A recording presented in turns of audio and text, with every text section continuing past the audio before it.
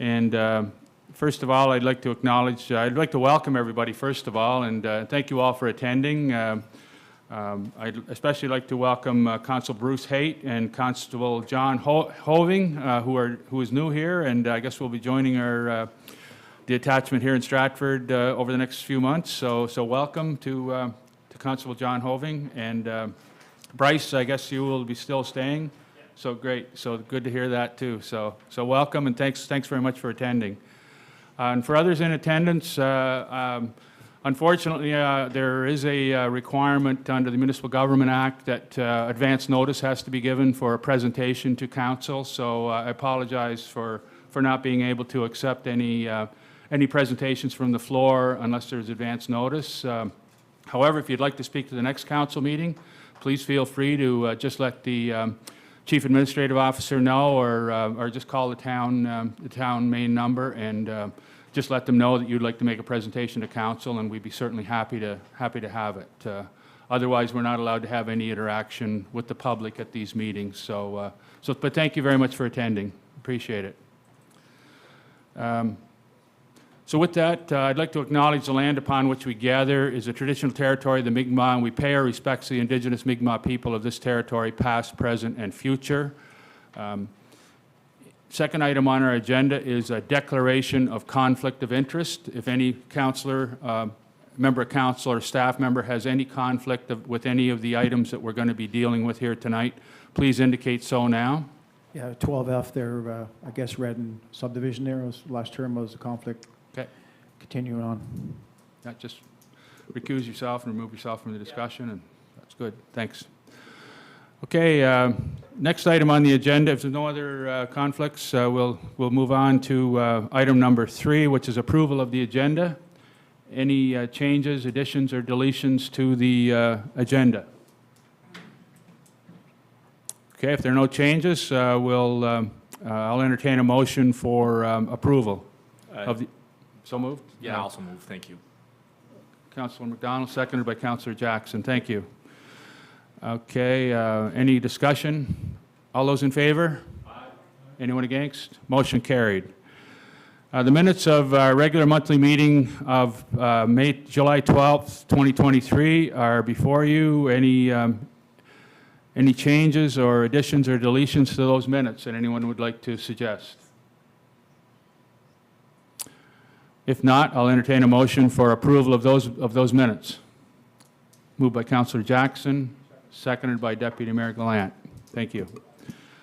Any business arising from the minutes that we won't be covering here tonight?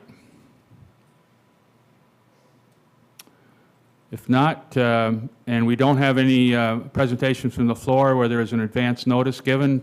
No? Okay, so the next item on the agenda is my report, which is in your package. Just a couple of highlights. One of the highlights was the PEI Urban Mayors and CAOs meeting in Summerside, which I attended along with the Mayor of Charlottetown and the Mayor of Summerside, and we agreed on, laid the groundwork for some cooperation in the future, and agreed on some areas that we could coordinate in the areas of planning and some of our environmental initiatives where we can learn from each other and really be supportive of each other. So I think that was a good step forward for, and why it's the urban mayors. We do have some different issues than more rural municipalities. So I think it was good that we were able to get together and have that discussion.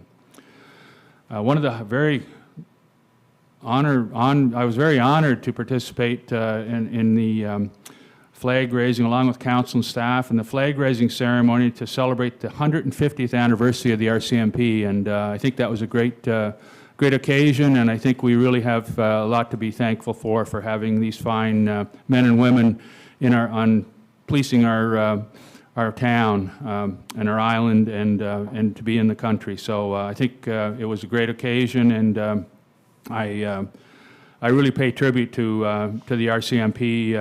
As I said at the ceremony, each time they put on the uniform and come to work, they put their lives on the line to keep us all safe. So I just want to thank them for what they do, and to just let them know that we really appreciate all their contributions to our town and to our country.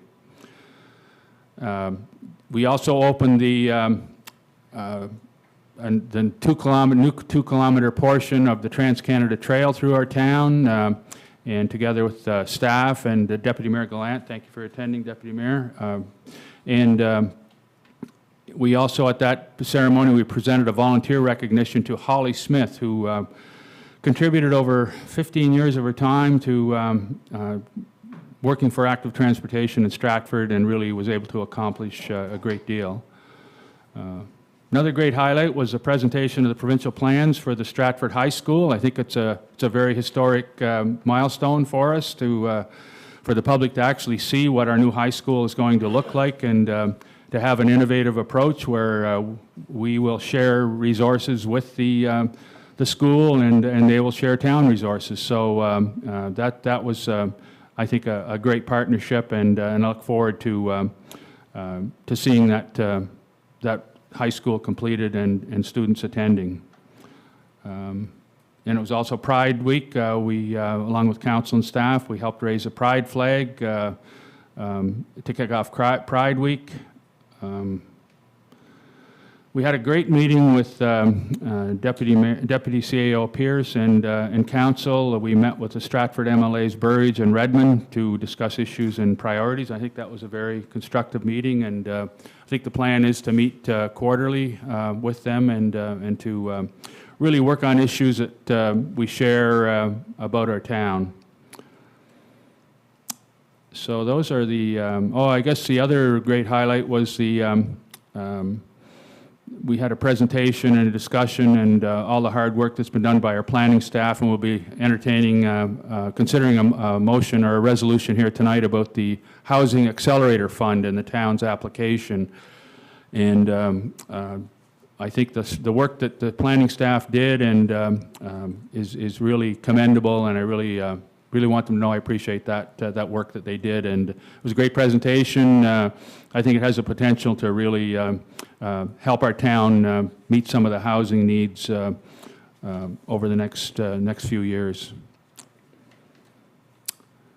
Yeah, any questions or comments on my report? I just wanted to say I certainly echo your comments with respect to the 150th anniversary of the RCMP, Mayor Ogden. I think it was also great just to see, in general, the open house that the Emergency Services Building put on. So Crossroads Fire, in conjunction with the RCMP detachment, as well as EMS, they were all present. And I thought, and I had a good discussion with Corporal Weatherby afterwards, and it'd be a wonderful opportunity, I think, if it could be on a yearly basis, just to have that open house, just to see the good work that those three organizations do, working together to serve not only our community but the greater region, I would suggest. And so certainly, hopefully that's something we can look at doing again in the future.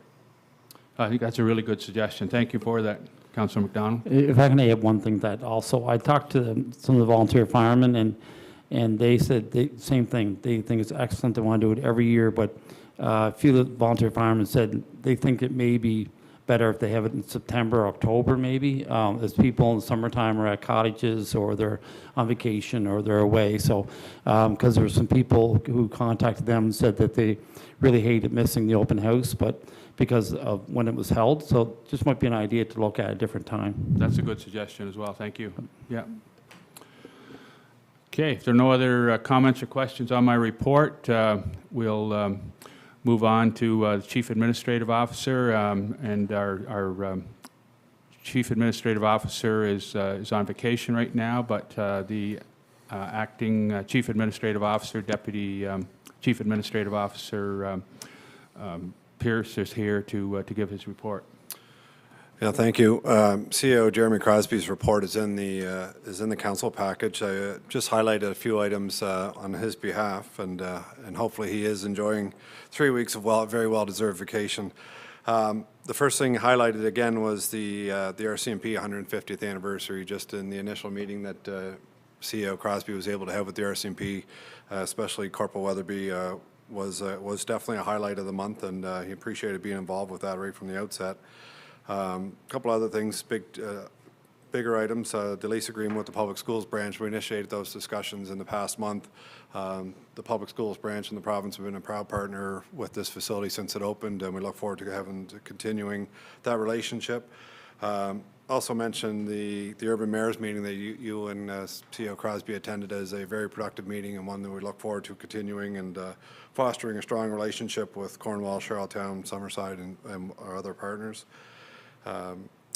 The meeting with Minister Burridge and Minister Redmond was a very productive meeting, but also proud to say that we do have a community office now for both of the local representation. They share a room in the town hall here on a daily basis, so it's good to have access to those ministers 1 day a week, but they also have staff in here 5 days a week, so that's not anything that we've had before. So it's been good for, I know, us as staff. We've been able to drop down and have conversations instead of waiting and have first-hand accounts. So they do welcome anybody to stop in and make a reservation or an appointment to have some further discussions.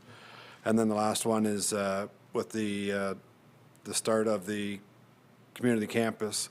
One of the side benefits that we haven't spoken much about is the opportunity to expand our current business park in the future, and then add the business park that's part of the community campus as well. And some additional discussions with commercial entities have started, and I know there was a productive meeting here last week with an organization, and there's some other ones planned in the future. So that the community campus is bringing recreational, social, cultural opportunities to the town, but it's also going to bring business opportunities as well. So those are the highlights of his report.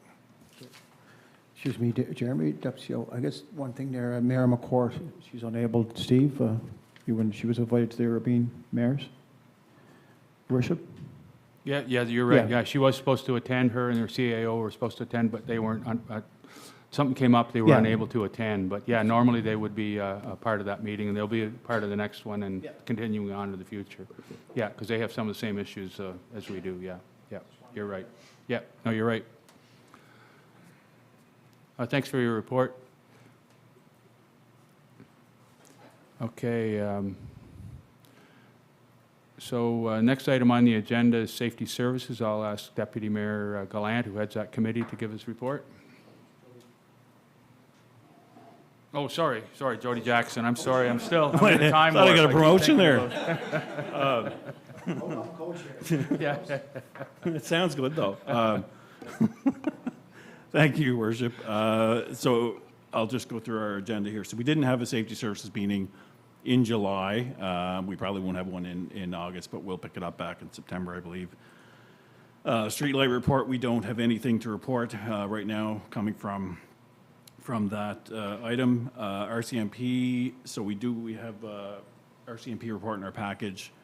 Just some highlights, and if anyone has any questions, maybe Constable Hayton or other officer could answer those. But just in general, a lot of collisions going on. We did see a news release today, just reminding folks from the RCMP, just reminding folks to be extra careful on the Hillsborough Bridge, and you know, a lot of it is you see a lot of traffic analysts on Twitter that are trying to, you know, move the traffic different ways. But again, it's just taking our time, go slow. A lot of accidents there recently. So I think 17 collisions in Stratford in the last month, and I think 7 with damage, and I think a lot of those were on Route 1.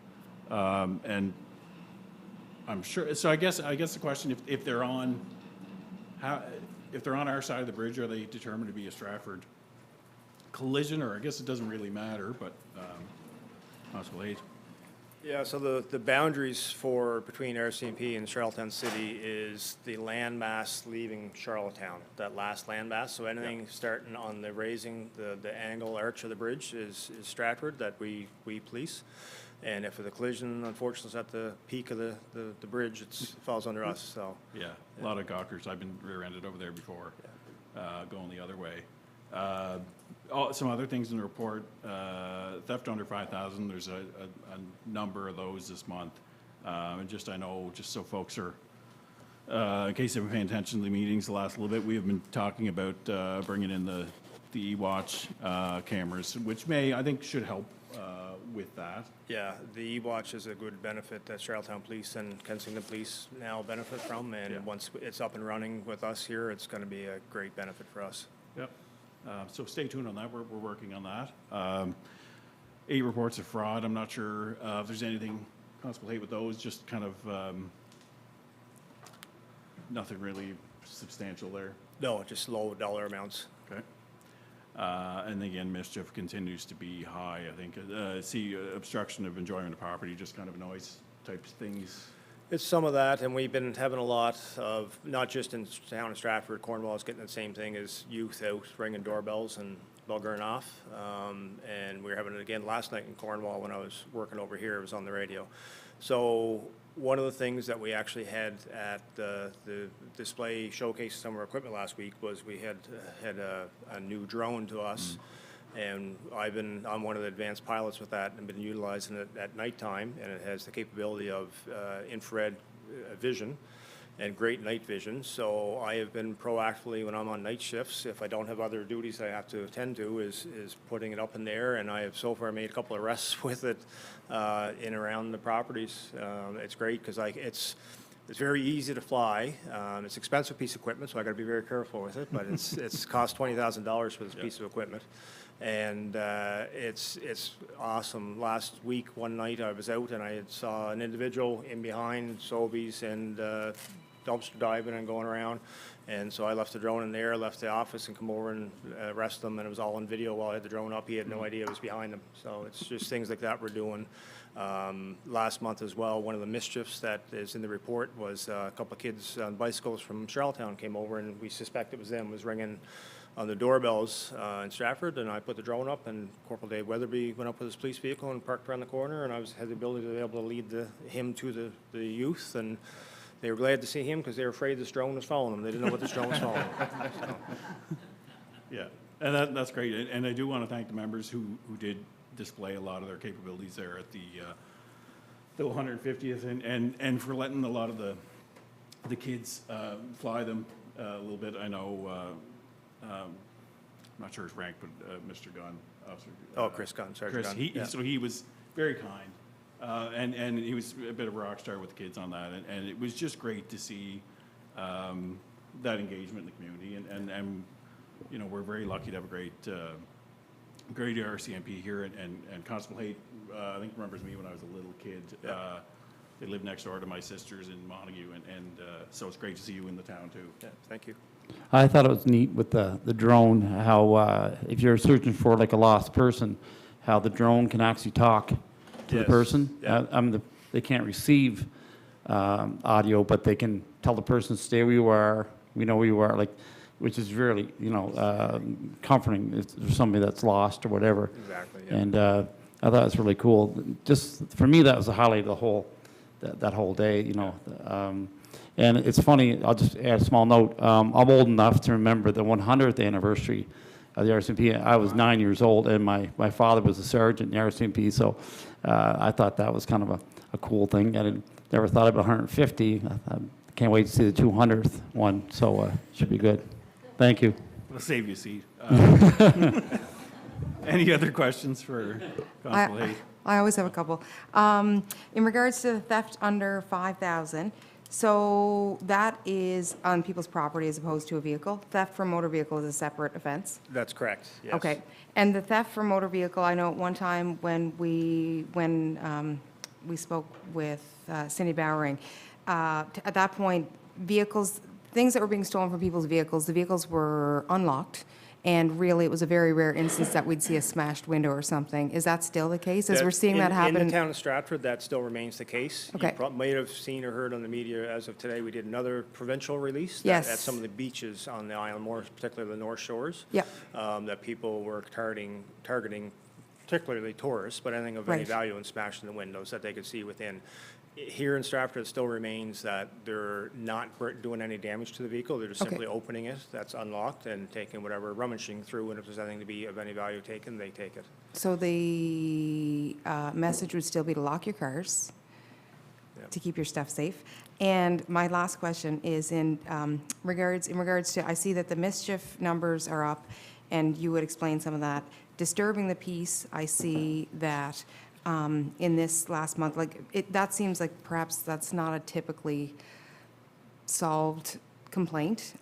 Here, we see 15 reports and 2 were completed as solved, 1 was unfounded, 12 had insufficient evidence. What's the difference between disturbing the peace, like somebody ringing a doorbell considered mischief? That's considered mischief. 'cause Disturbing the it's- peace is loud music? Yeah, disturbing the peace would be if somebody was perhaps at the SO cursing and swearing. It could go, we could categorize it either way. Okay. But disturbing the peace is more somebody disturbing, like cursing and swearing, intoxicated.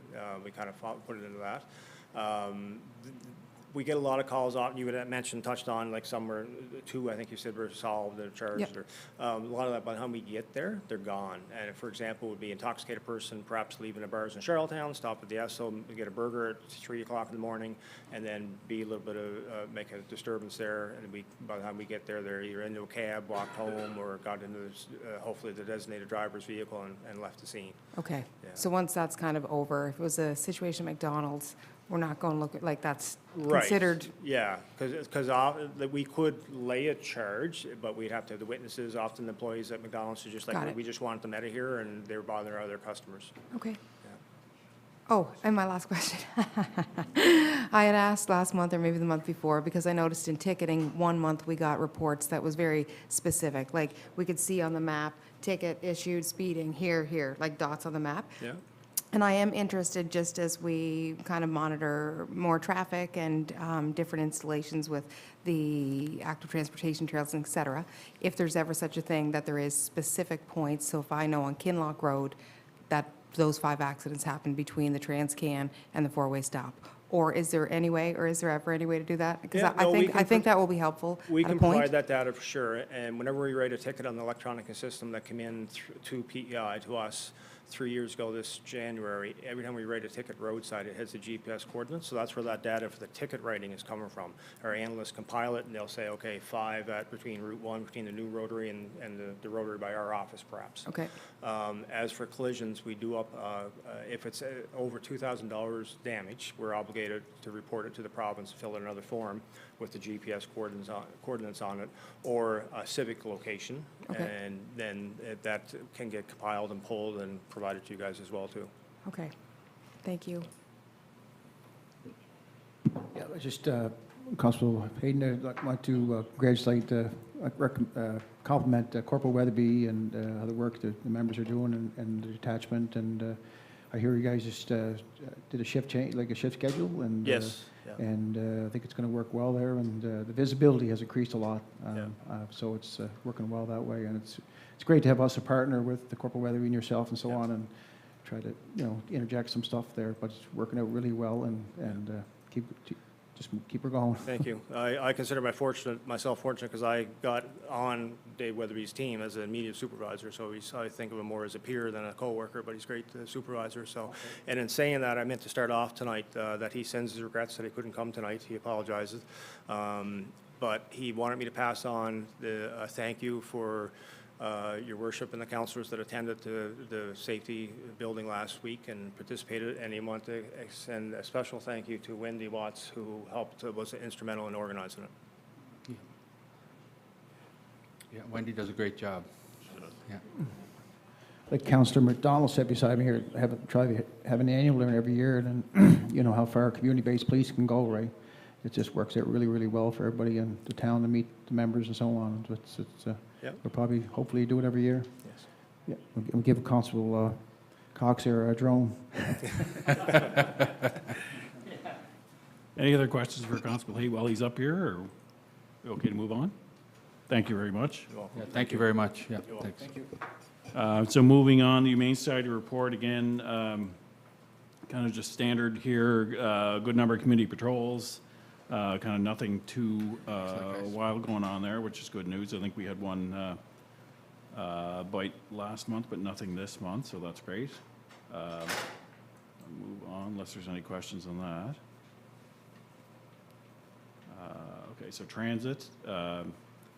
Some continued good numbers with transit. I don't know if we have that up, but we had 254 average per day in July, which is the highest we've ever had in a month. And speaks to the new runs that we have going and the continued growth in the transit and the continued need for it in our community. So we're glad to see that and the ridership increasing. And I also, along with Deputy CEO on August 2nd, got to take part in the funding announcement for the new depot and the funding for the new electric and kind of more fuel efficient diesel buses that are between Charlottetown, Cornwall, and Stratford. So that was a great announcement. Great to see support from all levels of government there. Great to have a partner like T3 and Mr. Cassidy to continue that. And he did mention there, I was with them the first few months that we did start that system. And I remember driving around in I think it was a 1990-something Chevy van with Bobby Dunn and Mike and my twin brother trying to drive the routes before we had any buses. So it's great to see, I think it's 18 years later now, almost, see where it's gotten to. And so it was great. I appreciate being able to take part in that announcement and happy to see continued support for that. Any questions on transit while we're at this? Well, I think that $22 million for electrification and to get us through until the electric buses are available, I think that's really going to be a great service for the residents of Stratford and the whole area. It is. It is. Thank you, Worship. I guess moving on from there, we'll go to the fire company report. So in July, we had 28 calls, again, 24 of them in Stratford, majority being within the town of Stratford. Mostly fire alarms with no fire, some medical first response. Just again, with the increased numbers in traffic and things like that, we're going to see more of these. So we're very thankful for our fire company for attending to all these. Want to thank them as well for the July 29th. They had a car wash for Camp Genchef. And did see a ton of members out for that, and really want to thank them as a parent of a kid that goes to Genchef. It meant a lot to me to see. It must have been every firefighter and a lot of staff and volunteers from Camp Genchef. So I'm not sure what they raised, but it was a terrific event. The kids felt my little guy was really excited to see all of them, and so that didn't happen, I think, last year, but I know it's happened in the past, and so I really want to thank them for that. And I think that's really it around fire company. Any questions on the fire report? No? Just to wrap up, I guess, I just want to pass on, I'm thrilled to see that Minister McCauley is still Minister McCauley. In the agriculture portfolio. We're very lucky to have a great member representing us at federal government. Has been a great supporter of Stratford for many, many years and will continue to. Also want to pass on condolences on the passing of his brother Jimmy McCauley, who was a pillar of the community in St. Peter's, and along with Mary Burge, who passed away back in late 2021. They were like the real pillars of the community, with people who kept the community going after the school closed and kind of turned that building into a real hub for the community. So condolences to the McCaulleys and again, thanks to both those families for all they did for that area. And I think that's it for my report. Thank you. Thank you, Councillor Jackson. I apologize for forgetting you were the head of safety services. You're doing a great job as head of safety services, and like I said, I was in a time warp, I guess. Okay, we'll now move to recreation, culture, and events, and I'll ask the chair of that committee, Councillor Jill Chandler, to give her report. Okay, thank you. And I guess just following Councillor Jackson's lead, I do feel that as a council, we should send along our condolences to Vi Murley and family on the passing of Chad Murley, son of Viola and the late Dick Murley, and family. He was a very well-known face here in Stratford, and his mother continues to be a champion of the town of Stratford, and yeah, we're thinking of them. Anyway, I will get to the report. No committees met in July. We will be set to meet again in September. In regards to the Stratford Youth Centre and Council, although most of the youth centre programs are closed for the summer, the Youth Council continues to meet, and they recently did meet with Minister Jen Redmond regarding the Bunbury Road crosswalk in front of Cotton Park. And we've been kind of discussing this initiative for several months now. I want to let you know that as a result of the meeting with Minister Redmond, she is now organizing a meeting between the Youth Councillor and Minister of Transportation and Infrastructure, Ernie Hudson. So that's pretty significant development for the youth. The first ever Cheryl Duffy Service Awards have been presented to longtime members of the Youth Council, Tyler Beaver Hounsell and Ashton Dudley, who are now both pursuing post-secondary education at UPEI and Dalhousie, respectively. Both recipients received a $500 bursary in memory of Cheryl Duffy. The Youth Centre Garden Club continues to meet weekly as they are maintaining the Youth Centre garden plot and the community gardens, and the Youth Centre Leadership Club will resume meeting soon and continue their fundraising initiatives for their trip in the summer of 2024 to Quebec and Ontario. We wanted to let you know that Dwayne Pino of the Youth Centre has secured 15 used laptops from Canada Revenue Agency for use by the youth, and they will also have the opportunity to learn about taxes, which is something I think probably many of us wish we had when we were young. The Youth Centre plans to reopen for the new season in early September. Regarding capital projects, and the Recreation Department, the town is in the process of working on and/or has completed several capital projects in the Rec Department, including the installation of the playground at Strawberry Hill Park, the accessible beach mat at Kepik Beach, the installation of new disc golf baskets at the town center course, and tree planting at various parks and green spaces around the community. We are still working on several projects related to the damage from Hurricane Fiona.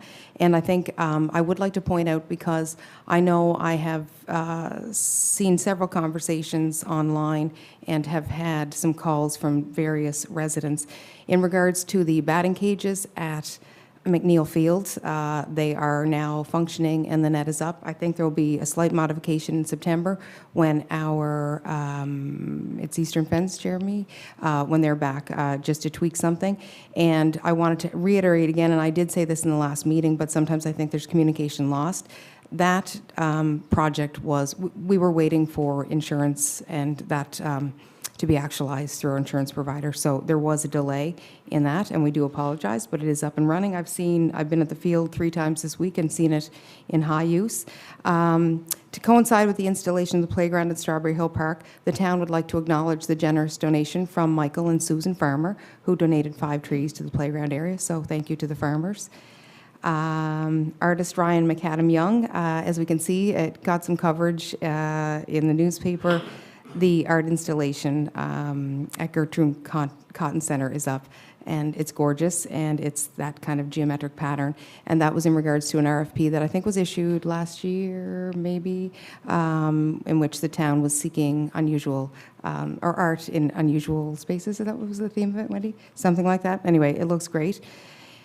In regards to events, the town was intending to host a reopening of the disc golf course on Saturday, August 5th, as the course sustained damage from Hurricane Fiona. The event, unfortunately, was canceled due to weather and is now slated to be included in the Fall Fest in late September. Special thanks to Jacob Smith for leading the event.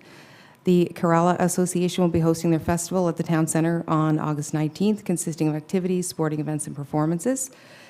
The skateboard park will host a Junior Jam skateboarding competition on August 27th, led by Megan Wise, who conducted the Intro to Skate programs that are currently being offered and have had really significant uptick. New courses began in August, with additional courses being added in September and October, and they are now open for registration.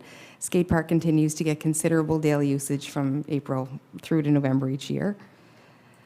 Pickleball continues to be a popular morning program at Kinloch Park, and I think there is an intro to pickleball session happening this weekend. All 4 courts are regularly in use 5 to 6 mornings a week, and games are also regularly being played in the evenings when temperatures cool down.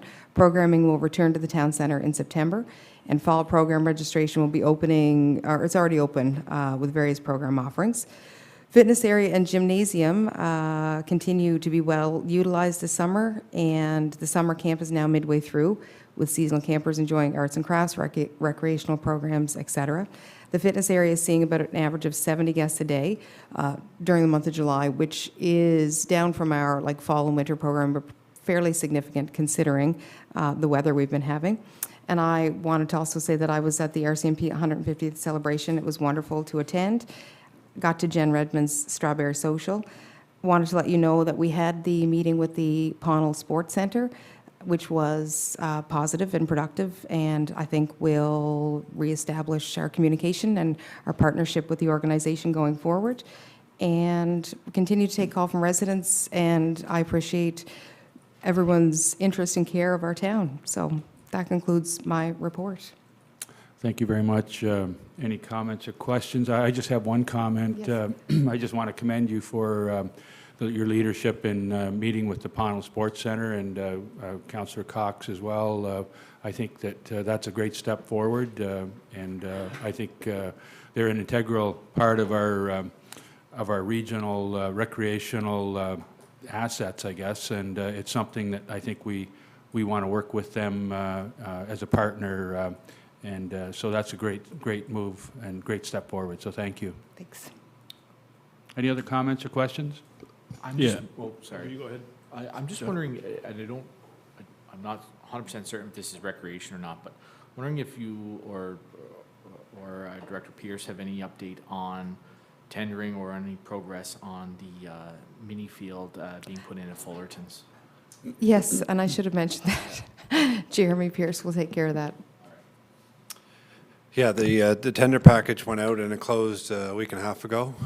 It's in the process of, it came back in a little bit over budget, so we were able to meet with the softball groups and the baseball groups on Monday afternoon, I believe it was this week, or Monday or yesterday, the days bleed together. We were able to somewhat refine the project to get it back under budget, and Carter Livingston, our project manager, is now meeting with Bert McKay, the contractor, about doing the next step. So we're hopeful that dirt will be moving, so to speak, within a week or so. Sorry, I missed that last little bit there. Hopefully to get started within a week or so. Week or so? Yep. Okay. So the tender's been awarded? Yeah, it came, now that we have it back under the $100,000 limit, we were able to award that, and so it falls under the amount that was set aside and under CAO Crosby's ability to award that. In a very conservative viewpoint, when do you think that might be finished, the project? I haven't spoken to the contractors yet. It's just, it's a matter of when they get started, but we hope it'll be done this fall. Okay. Yeah, it probably won't be in use because the ball programs essentially end at the end of August for the most part, but we'll have it, it'll be fully up and operational for the spring, but Thank you. it should be completed this fall. Perfect, thanks.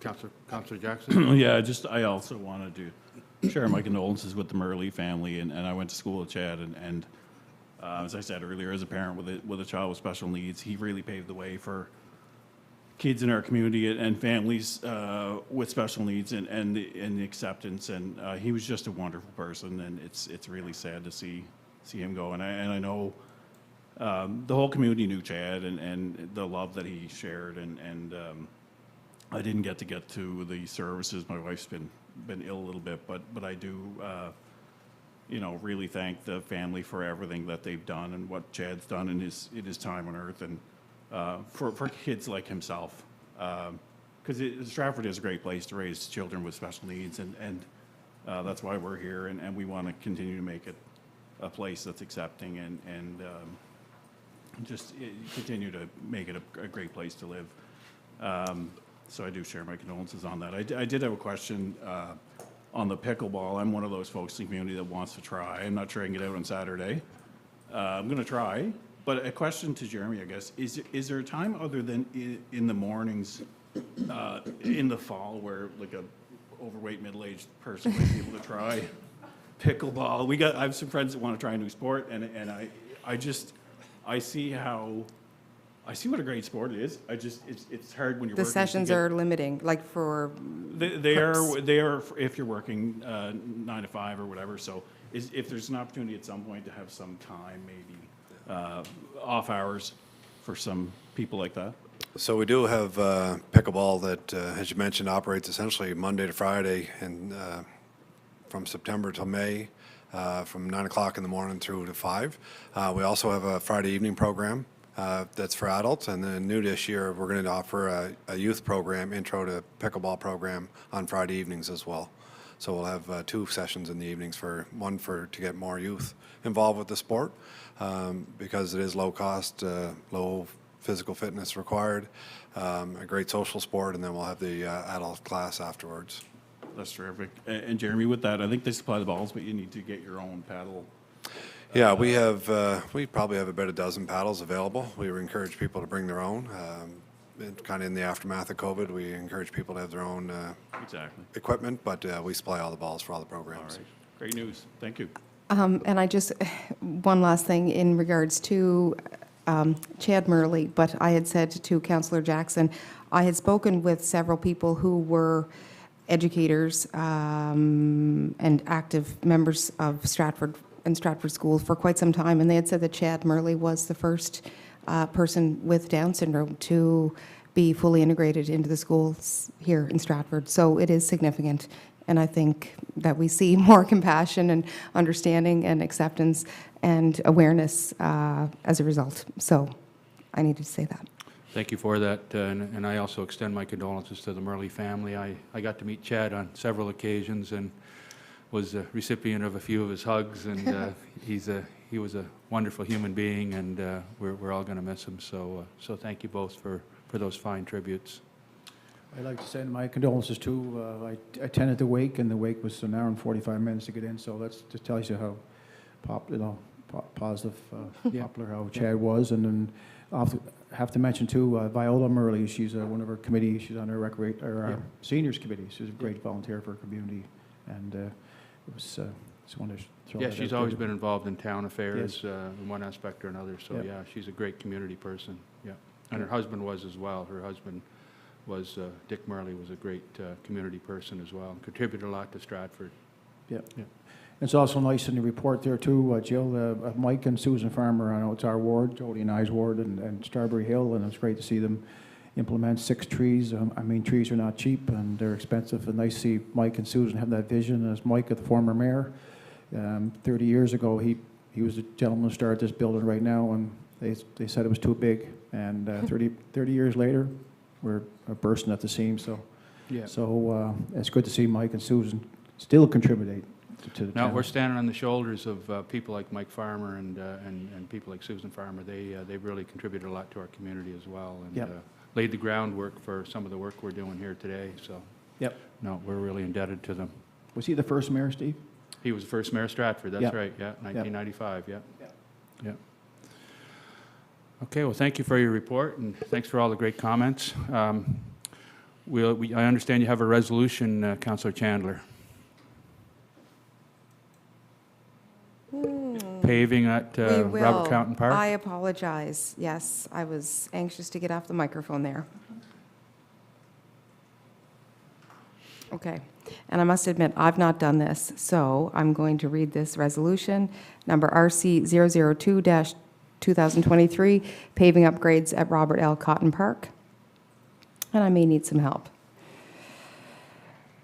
Whereas, as part of park upgrades undertaken at Robert L. Cotton Park, where the existing storage barn has been relocated to accommodate additional parking, tenders were received for site work and paving required to resurface the existing asphalt and gravel parking areas, and to construct suitable sub-base and pave over the former footprint of the storage barn. And whereas the tender prices received are summarized as follows: M&M Resources was $107,400.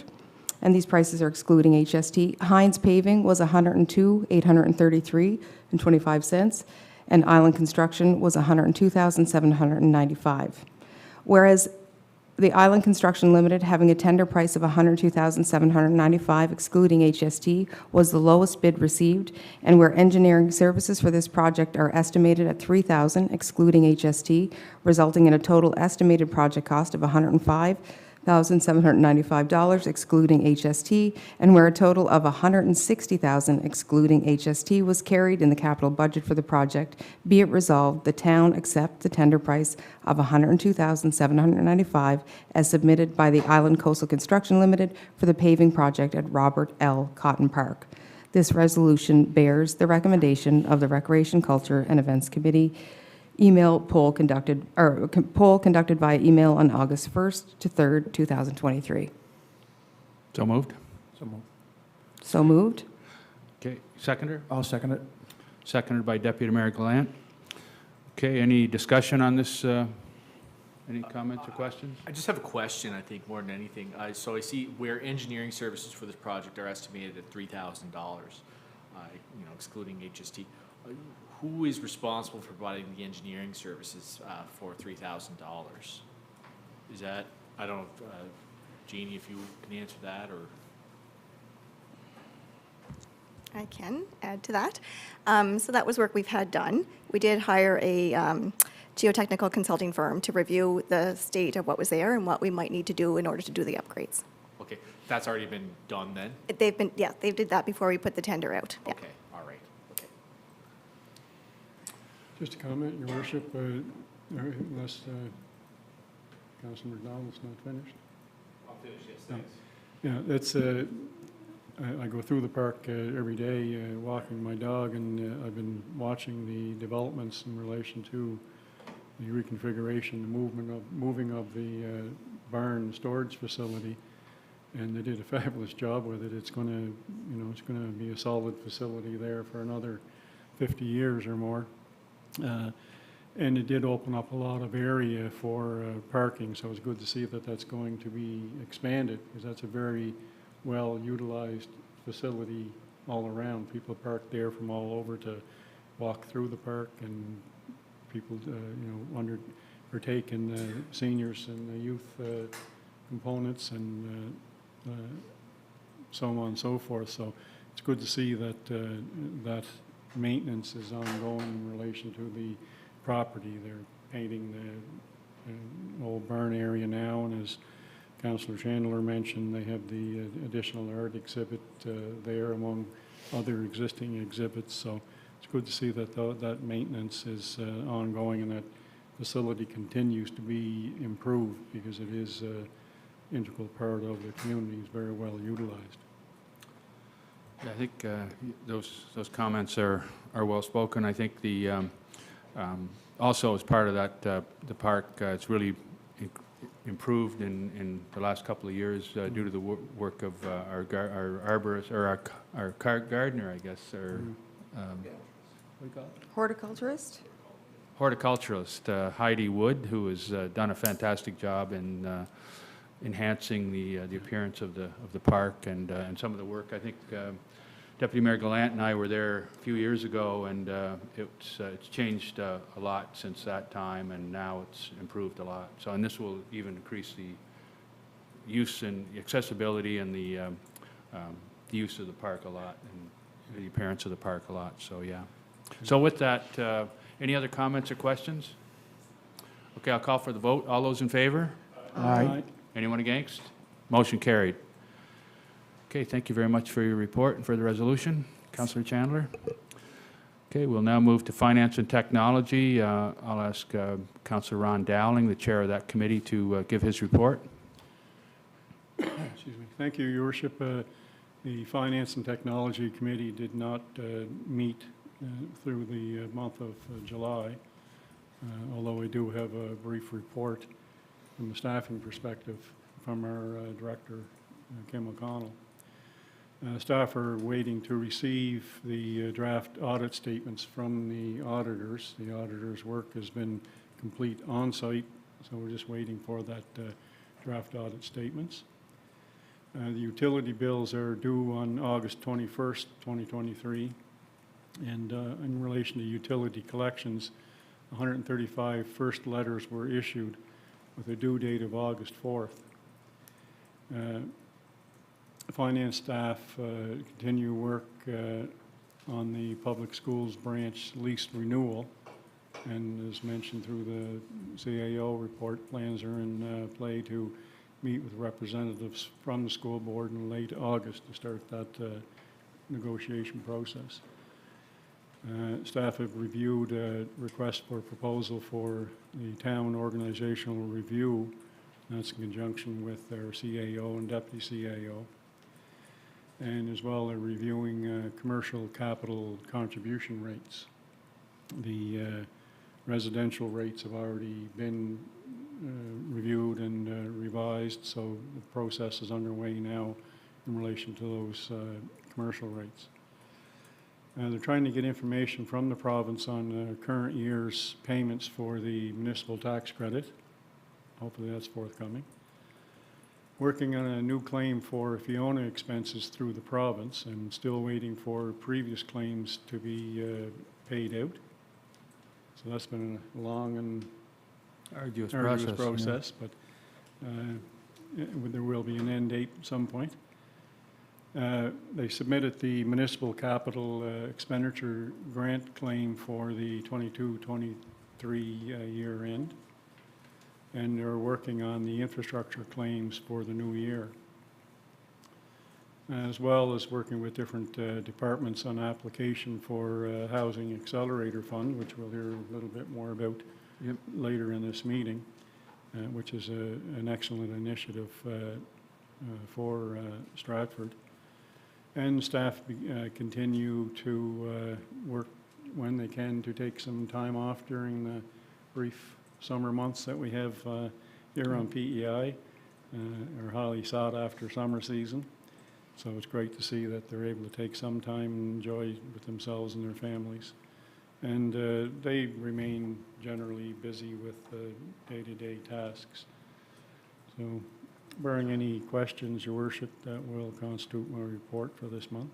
Just a comment. I think that for the benefit of people listening who may not be familiar with what the municipal contribution expenditure grant is, and on the infrastructure claims, finance staff have to, there's a stringent set of requirements in order to receive the funding from the provincial government as part of the municipal grant that we get every year, as well as from the federal and provincial governments for all our infrastructure projects, that previously approved projects, that we need to have proof that these projects have been completed. So it's always an after-the-fact payment.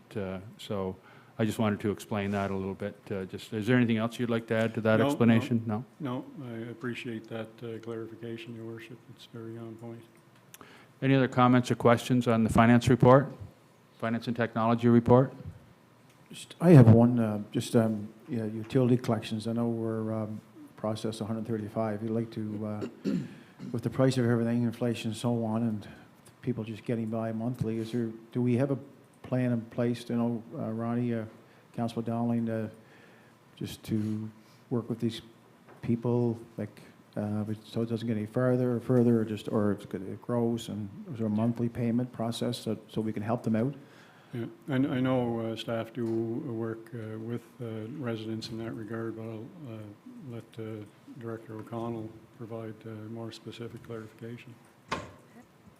Yeah, we're more than happy to work with our utility customers, and we have notes on the files. If we make a payment arrangement, the only thing is they have to stick to the payment arrangement, and if they don't stick to the payment arrangement, then it will continue on to the disconnect process. But we're more than willing to work with our residents.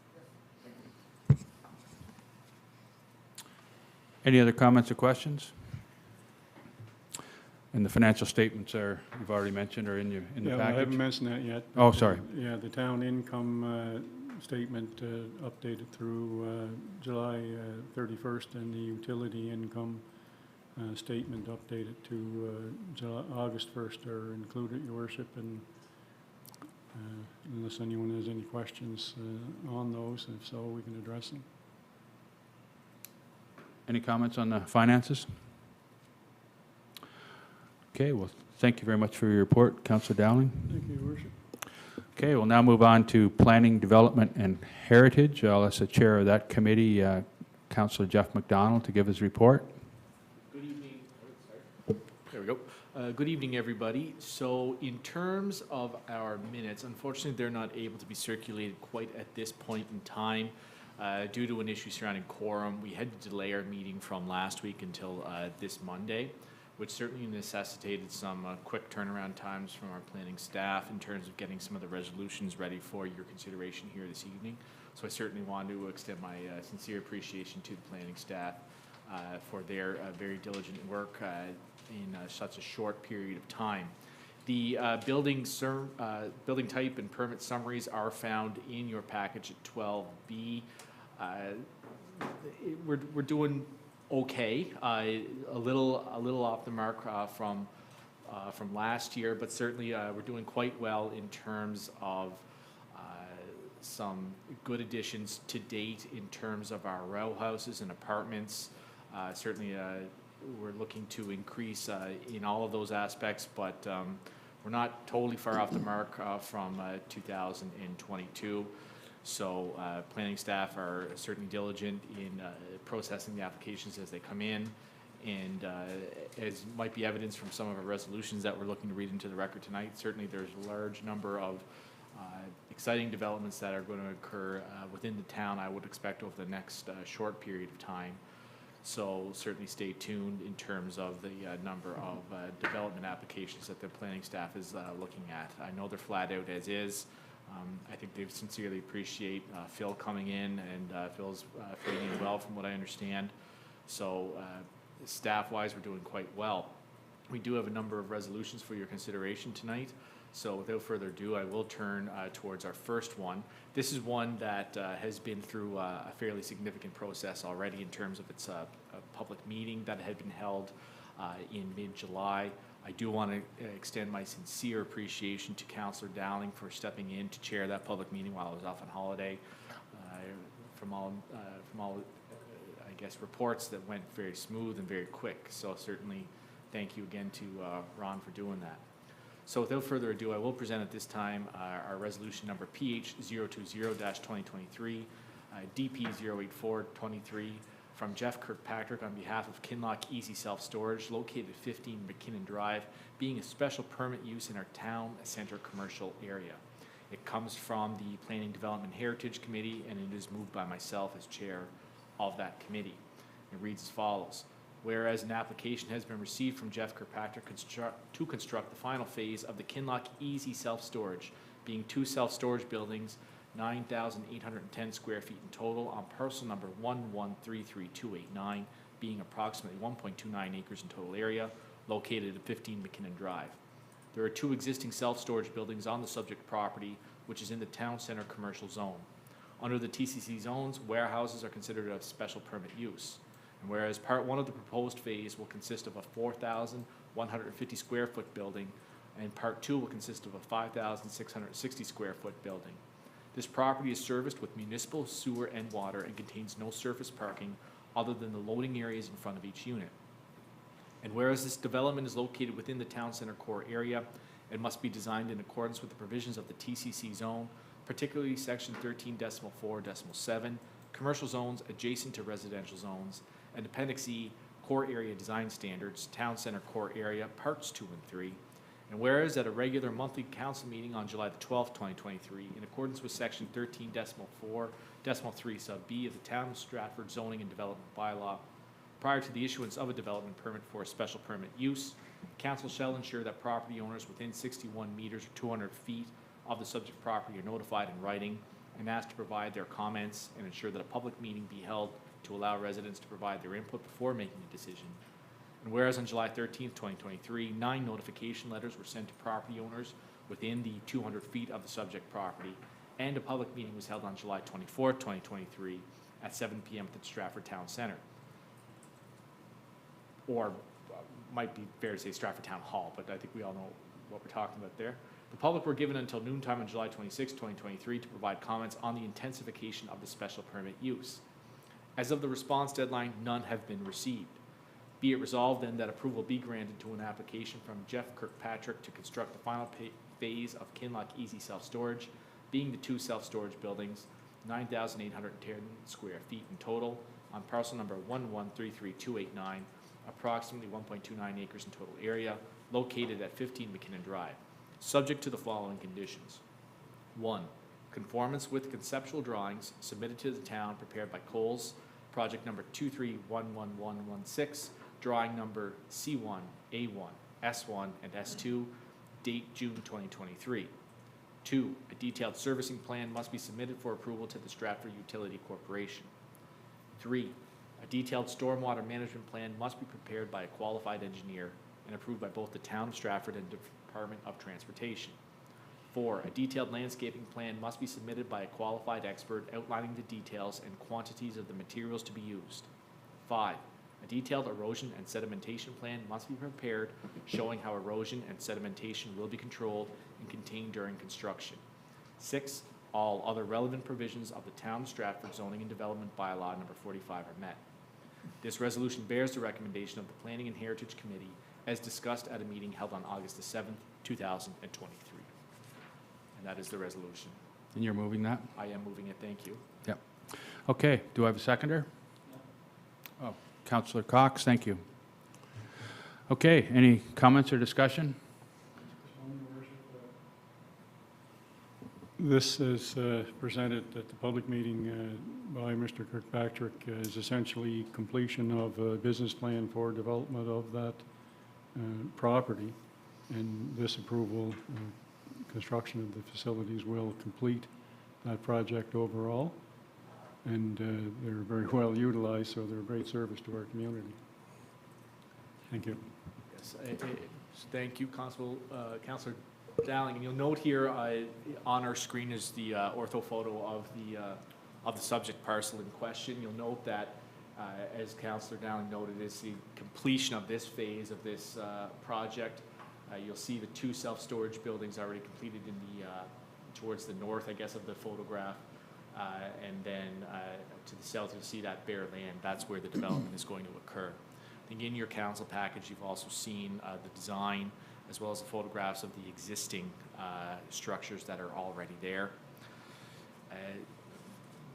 A part of our discussion certainly at this past meeting on August the 7th was certainly around how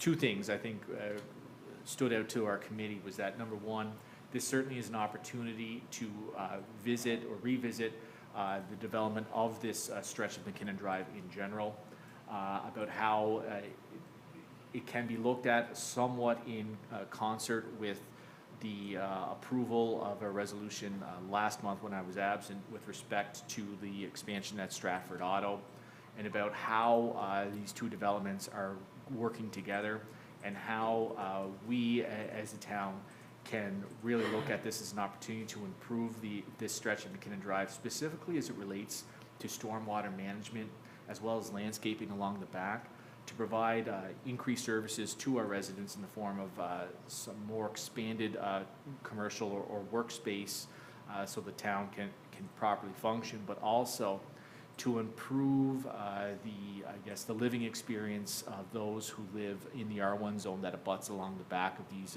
commercial properties. So certainly I think it's a good opportunity for us to enhance our capabilities commercial-wise within the town, but also to improve the quality of life of the citizens who are living along the back stretch of that development.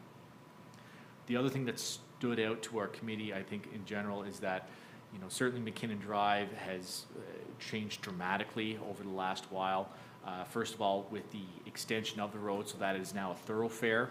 That's absolutely changed the character of McKinnon Drive, as well as the extension of the roundabout onto Lottie, and as well how we're looking at sort of a confluence of different zoning here, with town center commercial being the subject of this one, but also the institutional zones with the schools down the road, and then one of the portions, I would say, of the Crossroads development that had been subject to our rezoning earlier on this year. So it's an area that is somewhat of in change and somewhat in flux, and certainly being intensified with respect to traffic, with respect to development. So something we as a town, I think as a council, need to keep an eye on to ensure that the development is properly guided. But in this particular circumstance, it comes at an opportune time, I would suggest, considering the resolution that you entertained as council last month with respect to Stratford Auto. So for all those reasons, I do think it's a well-considered plan. It's a culmination, I would suggest, of a project that has been some time in the making, and also an opportunity for us to improve services within that stretch of Stratford. Those would be my submissions, I would suggest, and certainly Dale's here and Phil from planning to answer any of your questions that you might have. I just have one comment, and that is that I think this does provide a great service, a needed service in our town, another opportunity for people that are downsizing or whatever to store their surplus materials or whatever. But I think I was really happy with the planning staff and with your committee, with the planning committee and your approach as well. That, as we've said for many years, anytime there's two zones that come up against each other, it's really important to have a good transition between the zones so that there is people, it doesn't compromise anyone's quality of life or their enjoyment of their properties, that there's some sort of, this is commercial against residential, which we really have to be careful about, and we really have to make sure there's a buffer or some sort of separation, something so that people don't look out the window and see, you know, the vegetation I think is very important in this case, and the actual separation, the zone, the trees. I noticed a lot of them went down with Fiona, but they will grow back and they will be maintained there, and I think that's important. That I think, in the words of our Director of Planning, Dale McKagan, it's all about the edges when you're doing transition between different zones. You really have to make sure that it doesn't compromise or affect people's quality of life in those in their existing neighborhoods. So that's something that I think is a principle that I think we hold true. I think this council and the planning committee are really respectful of that approach, and I personally really respect that and really appreciate it. Thank you for those comments. I think I think the recognition is certainly appreciated, and as you said, that's what the focus of planning staff has been here, to ensure that those edges are respected and as best we can enhanced. I would suggest. So, any other comments or questions? I would just agree with that, and I think there is an opportunity for us to do more. I think we have to work hard on that street and make sure that there's areas that are being taken care of, in particular and behind businesses, et cetera, that back up in people's homes. And in regards to the resolution itself, I just noticed it's a very, very minor thing, but we do separate Jeff Kirkpatrick's name in the resolution, which is not his correct name. So perhaps a revision there on the last stanza, first page. I think we could probably do that back to the vote. I think it's just a typo. Yeah. I think it's just a typo. But It is just a typo, You're but right, though. Yeah, as far as factually being correct, Yep. we may as well have his name right. we can correct typos without a formal Yes, amendment yes. process. Yeah. If I make one small comment, if I look at the picture here, you can clearly see there is a buffer zone that's already been established there between the residents and this new build, and I think we're going to be encountering more and more of that as we move forward here in Stratford, and I think it's wonderful when this takes place and everyone works together to establish a form of a buffer zone. Like, you know, I think, without saying names or addresses or anything, but when I think of a long-term resident in Stratford, who I'm thinking of right now, who had a major build beside him of over 5 acres, where no buffer zone was ever negotiated.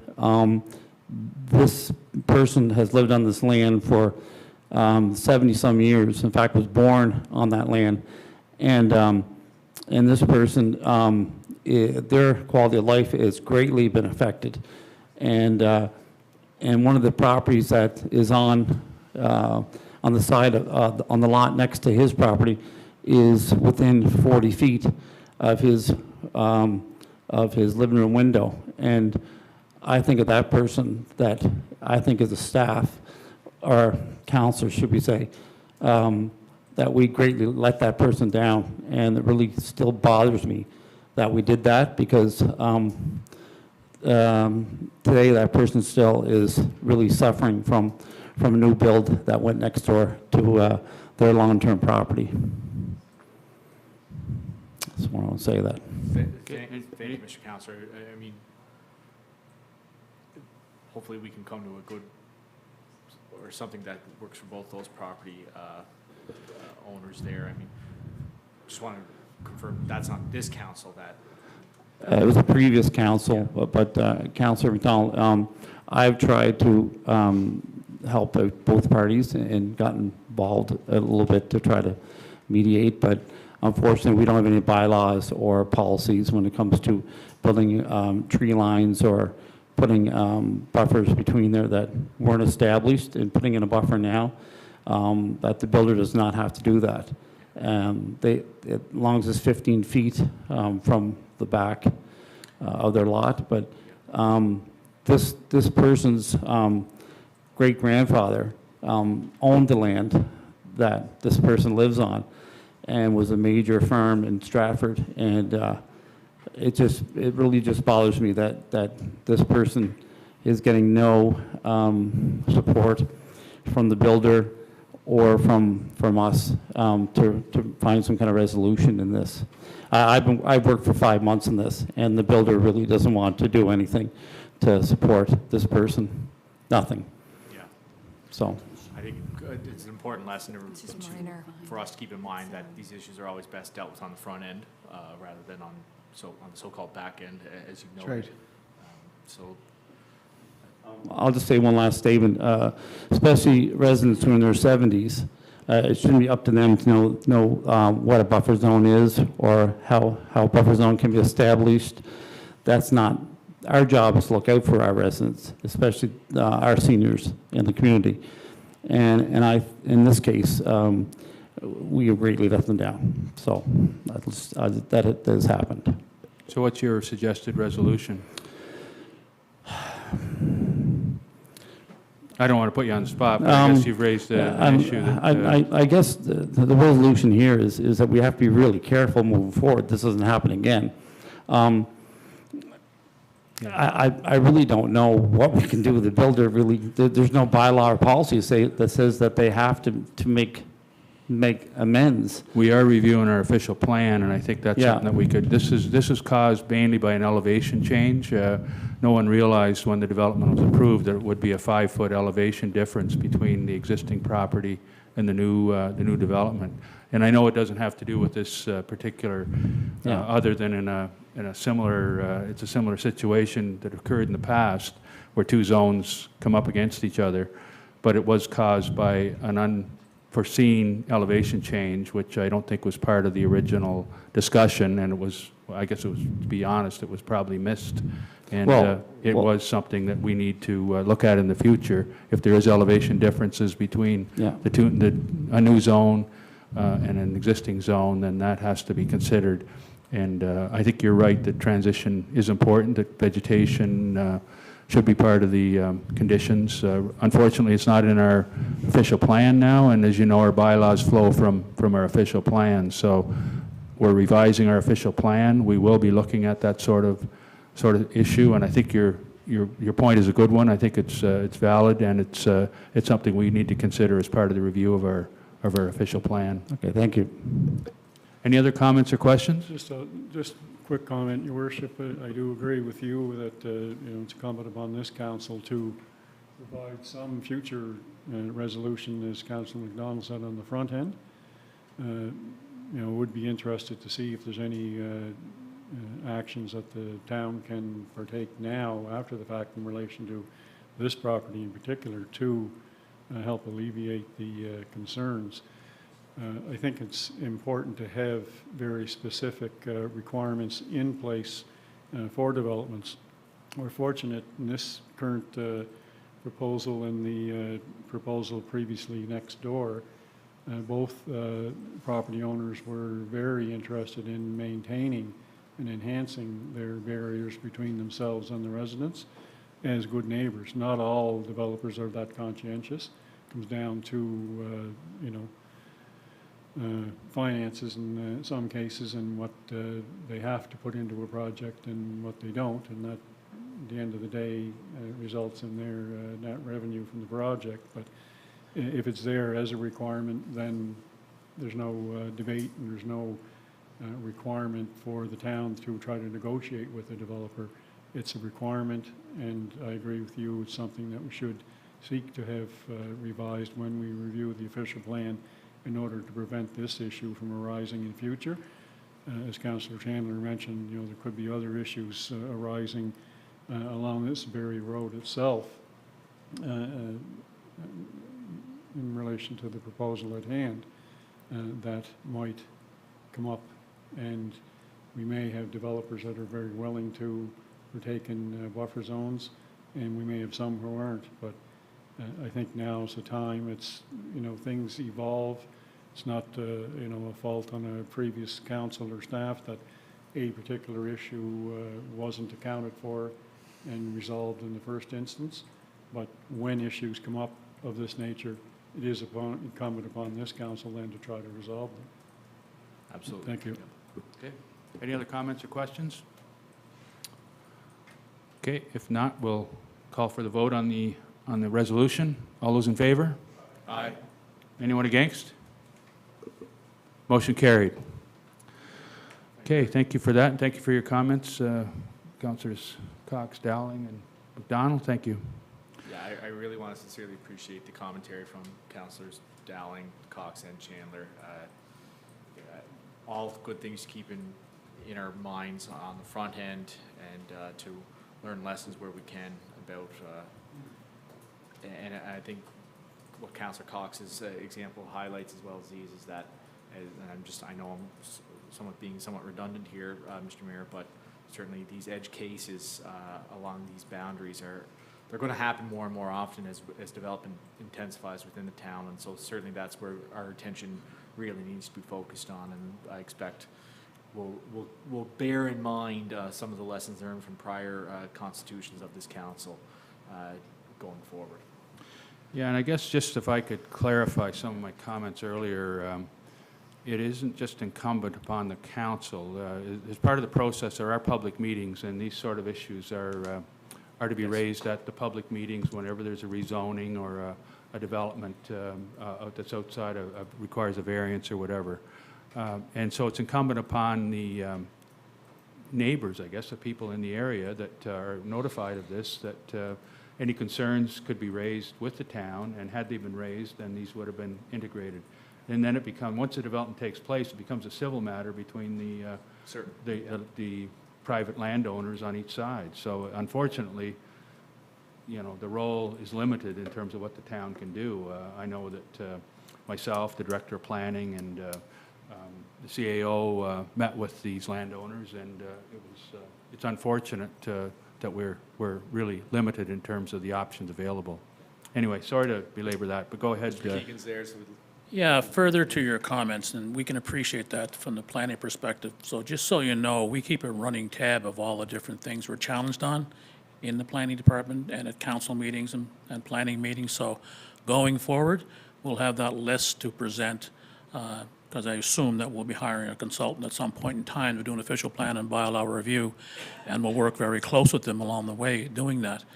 But we'll have a running list of all the things we're challenged on, so we pick those items up along the way.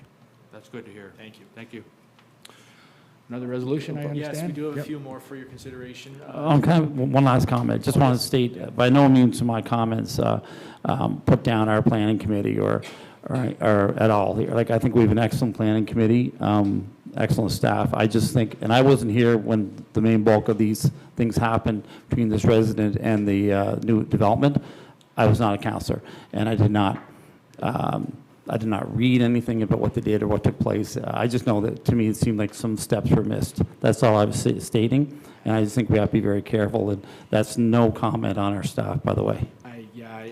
All I can say is I will not make any comment whether or not any steps were missed. I think, as Mr. Mayor noted, I think sometimes a step can't be missed if the step isn't there, I suppose, and if there's no input from the public at certain points in time.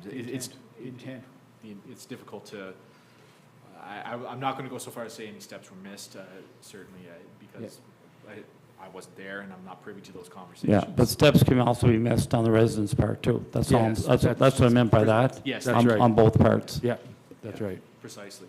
And Councillor Cox, there's nothing wrong representing your residents. Great job. No, that's your job, and we appreciate you bringing that forward. Appreciate Yeah, that. thank you. All right, next resolution for your consideration. No, not yet, Mr. Deputy. You got another one? He works for me. Okay, Mr. Conflict. All right, our next resolution is number PH021-2023, SD002-23. Applicants Donald and Pam Newcomb with respect to 41 Keppick Road and Picton Beat Crescent, the disposition of assets. This comes from Planning Development and Heritage and was discussed at our meeting on August the 7th. It is moved by myself as chair of the Planning Development and Heritage Committee. The resolution reads as follows. Whereas approval PH 006-2023 was granted to Donald and Pam Newcomb to subdivide parcel numbers 328-757 and 996-595, being approximately 52,021 square feet in total area, into two single dwelling lots located on Keppick Road and Picton Beat Crescent, subject to all other relevant provisions of the bylaw being met. And whereas the full scope of this file also includes the purchase and sale of parcel number 996-595, currently owned by the town, between the town of Stratford and Donald and Pam Newcomb, in accordance with policy number 29, being disposition of assets as follows. Quote, buildings and land. All town-owned land and building sales must be authorized by resolution of the Stratford Town Council. Before any buildings or land are sold, the said buildings or land shall be appraised by a qualified authority. In addition, a survey of all surplus land must be prepared by a registered land surveyor prior to any sale. And whereas a plan of survey prepared by Mantle Land Surveys dated April the 15th, 2022, bearing drawing number M22-79 for the subject property was used by John Ives, a realtor of Century 21, to appraise the subject property at a market value of 4,300 Canadian dollars. In addition, an updated drainage plan has been completed. Be it resolved then that approval be granted to the sale of parcel number 996-595 owned by the town of Stratford to Donald and Pam Newcomb in accordance with policy number 29, disposition of assets, subject to the following conditions. 1, that the subject property be appraised by a qualified authority. 2, that a plan of survey of the subject property be prepared by a registered land surveyor licensed to practice in the province of Prince Edward Island. 3, that a purchase and sale agreement be prepared by the town solicitor and executed between the town of Stratford and Donald and Pam Newcomb. 4, that the purchase and sale agreement, the property appraisal, and the plan of survey be registered at the Queens County Land Registry Office. This resolution bears the recommendation of the Planning, Development, and Heritage Committee as discussed at a meeting held August 7th, 2023. Thank you. Do I have a seconder? Thank you. Councillor Cox. Thank you. Just comments or questions or discussion. I just had one question, I guess. Just wonder what the approximate square footage of that parcel is. It's a very small piece, isn't it? Can we pull up the appraisal from Mr. Ives? I think it includes all that information. I just think it's important that the people that are reviewing this see that it's not a, 4,300 doesn't seem like much money for a piece of property in Stratford, but it is not usable for anything, and it is a very small piece. Yes, as you'll see, it's on your screens. This is in your agenda packages as well. Mr. Ives went through it. The land itself is 4,348 square feet. He assesses basically being $1 per square foot would be its maximum value, and the basis for that is, as you might recall, and the survey plan is shown in your agenda package as well. It's essentially stranded land. It's a stretch, a small triangular space of green space located on the curve of Picton Beat, such that it's really at its current state unusable. It's not green space in the sense of usable recreational space or anything of that nature. Essentially, it's barren land that's not suitable for anything in its current form.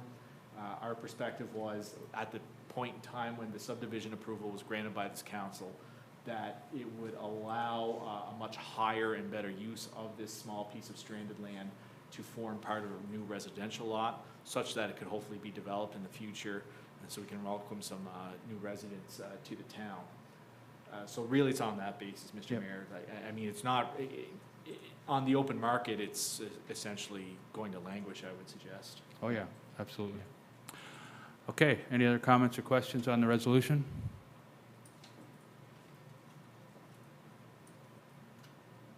Okay, all those in favor? Aye. Anyone against? Motion carried. Thank you. Okay, next item on our agenda for planning is number PH022-2023, VA 002-23, applicant Creative Acres Corp., subject parcel is 25 Barclay Avenue, PID 328666, being a one-lot subdivision with a major variance to the lot frontage. This comes from the Planning Development Heritage Committee meeting on August the 7th and is moved by myself as chair of that committee. I'm just oh, there he is. Yep. Thank you, Wendy, for grabbing Deputy Mayor Deland. Deputy Mayor, I just read in the resolution to the record. This is the Creative Acres application on 25 Barclay Avenue, just for your information. I'll now read in the resolution. It is as follows. Whereas an application has been received from Creative Acres Corp. to subdivide parcel number 328666 located at 25 Barclay Avenue into 2 single detached dwelling lots. The proposed lots are in the low-density residential zone, R1, which requires the minimum frontage to be 22 meters or 72 feet. The preliminary plan of survey shows the proposed 2 lots, each having 18.898 meters or 61.8 feet of frontage, which is 3.102 or 10.2 feet less than the minimum frontage requirement of the R1 zone, thereby requiring a 14.1% variance. And whereas pursuant to subsection 6.1.2 of the Zoning and Development Bylaw number 45, variance applications shall demonstrate one of a number of tests for justifying a variance approval. This application has been considered against the following tests. A, the lot in question has peculiar conditions, including small lot size, irregular lot shape, or exceptional topographical conditions, which make it impractical to develop in strict conformity with bylaw standards. B, strict application of bylaw standards would impose undue hardship on the applicant by excluding the applicant from the same rights and privileges for reasonable use of his or her lot as enjoyed by other persons in the same zone. And whereas on June 30th, 2023, in accordance with subsection 6.1.6, where variance in excess of 10% is being requested, 34 notification letters were sent to property owners who own parcels of land which are located in whole or in part within that boundary from any lot line of the parcel being proposed from the variance. As of the response deadline on July the 17th of this year, no comments have been received. Be it resolved then that approval be granted to an application from Creative Acres to subdivide PID 328666 into 2 lots of approximately 994.3 square meters or 10,702 square feet and 984.8 square meters and 10,600 square feet for residential use, being single detached dwellings, subject to the following conditions. 1, that a plan of survey be prepared by a professional surveyor licensed to practice in Prince Edward Island, showing the 2 lots as per the preliminary plan for lot 23-1 and lot 23-2 as prepared by Island Surveying and Engineering, bearing drawing number 23074-1, dated May 24, 2023. 2, that the water and sewer systems shall be designed in accordance with the Stratford Utility Corporation servicing standards, and that a utility agreement shall be executed along with the payment of all applicable capital contribution fees required by the utility corporation. 3, that a stormwater management plan be designed by a licensed engineer using low-impact development guidelines approved by both the Department of Transportation and the Town of Stratford. 4, that the preliminary development plan must meet all Department of Environment requirements, and a plan must be prepared showing how erosion and sedimentation will be controlled and contained during construction on the lots. 5, that all of the relevant provisions of the Town of Stratford Zoning and Development Bylaw number 45 are met.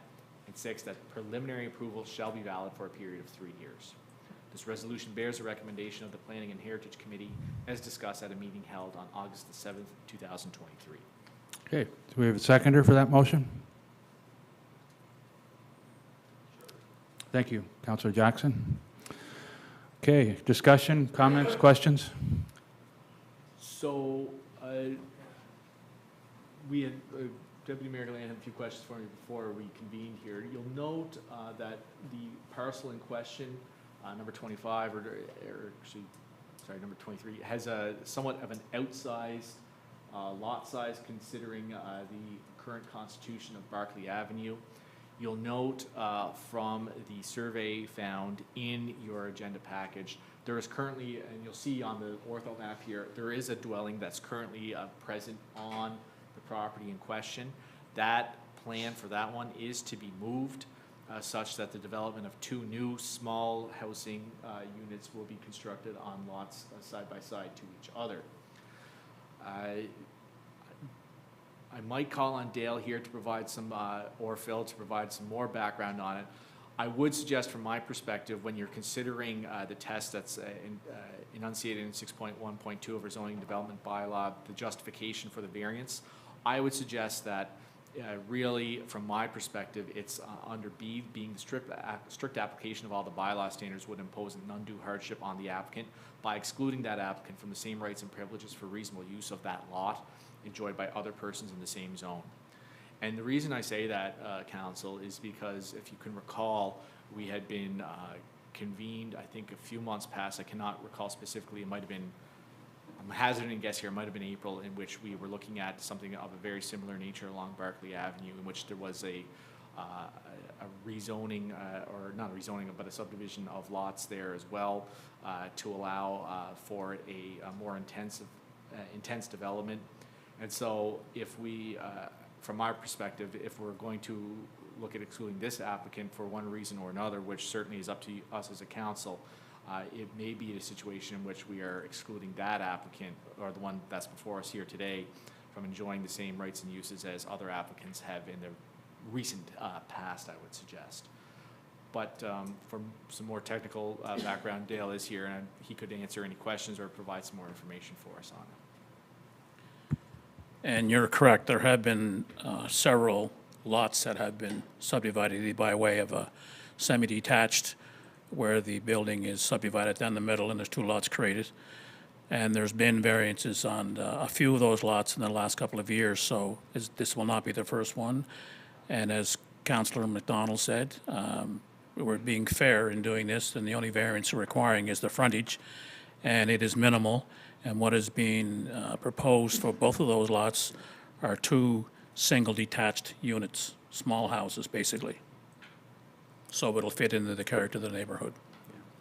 And you'll note from the survey plan, which is on your, which is on the main screen right now, the lot to the left as well is also owned by the applicant. So certainly we're looking at somewhat of an intensification here. The impact on the adjacent landowner will be minimal there in that case, certainly because it's the applicant's land as well, although certainly that's not the case to the lot to the right of that. Although I will note again for the record that notification letters were appropriately sent out and no responses had been received.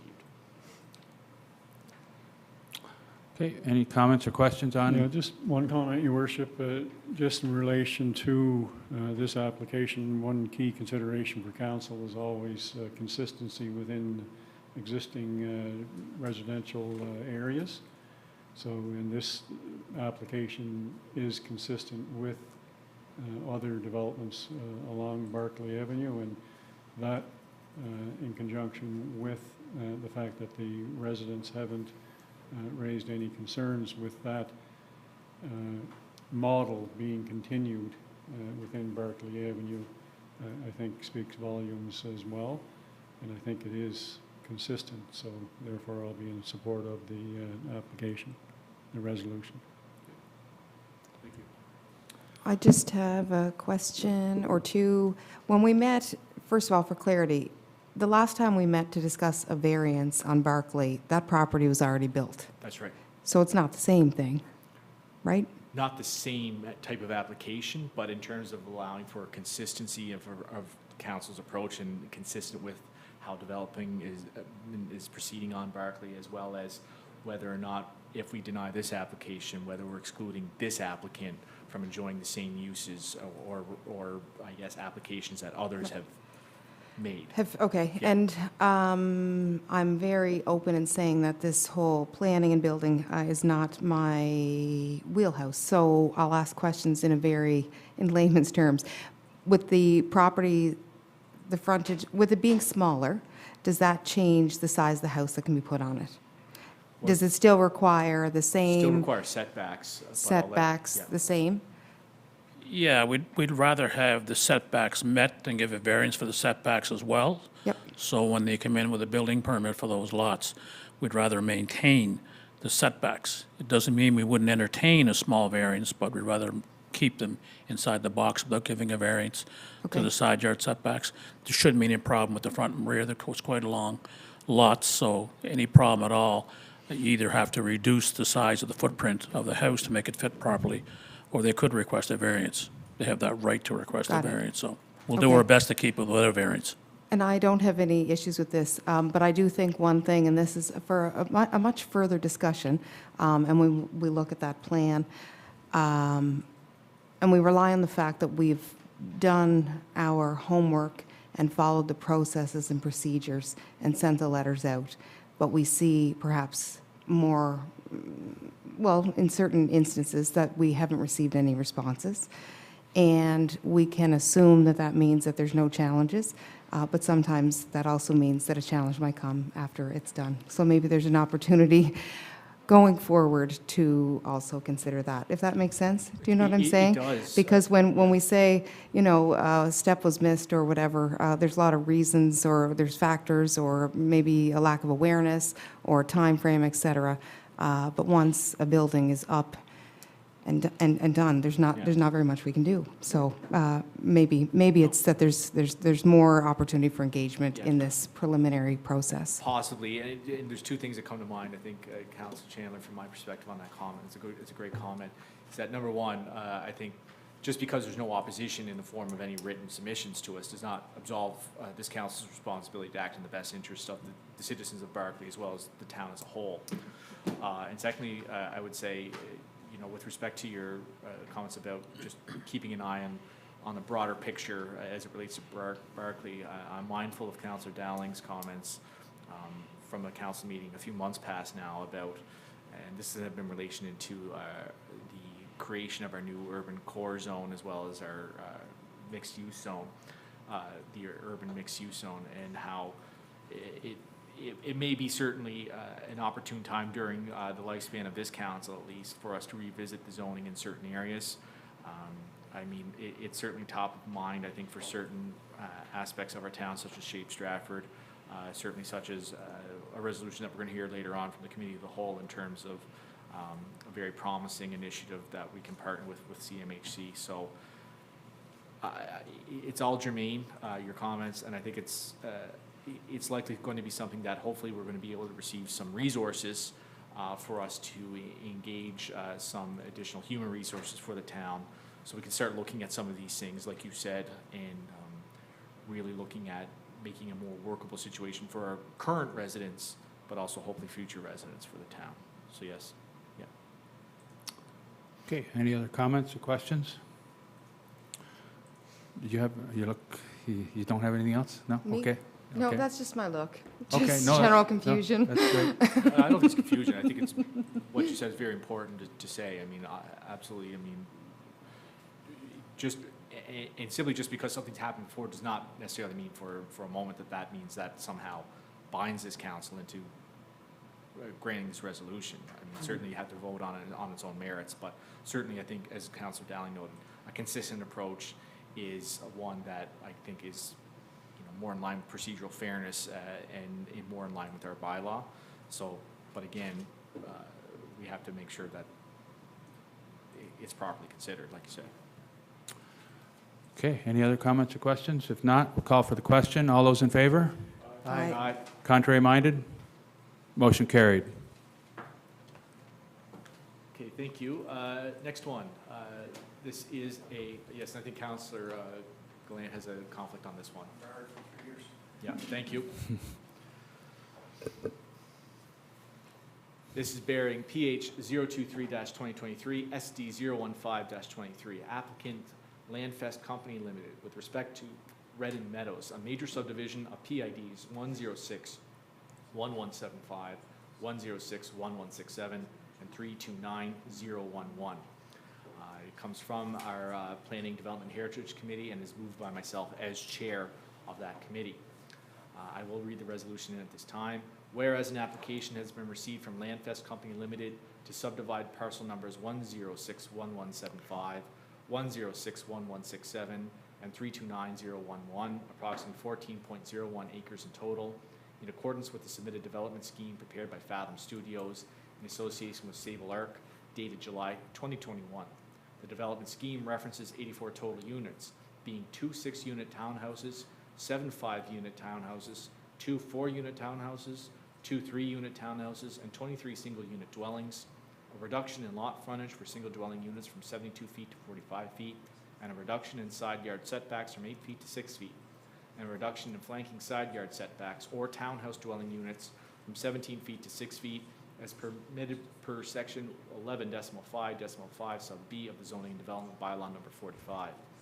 And whereas this application was preceded by a bylaw amendment for rezoning application dated May 25th, 2021, and accompanying detailed rezoning development scheme submitted by Landfest Company Limited to rezone PIDs 1061175, 1061167, and a portion of 329011, approximately 14.01 acres in total, from low-density residential zone R1 to planned unit residential density zone PURD.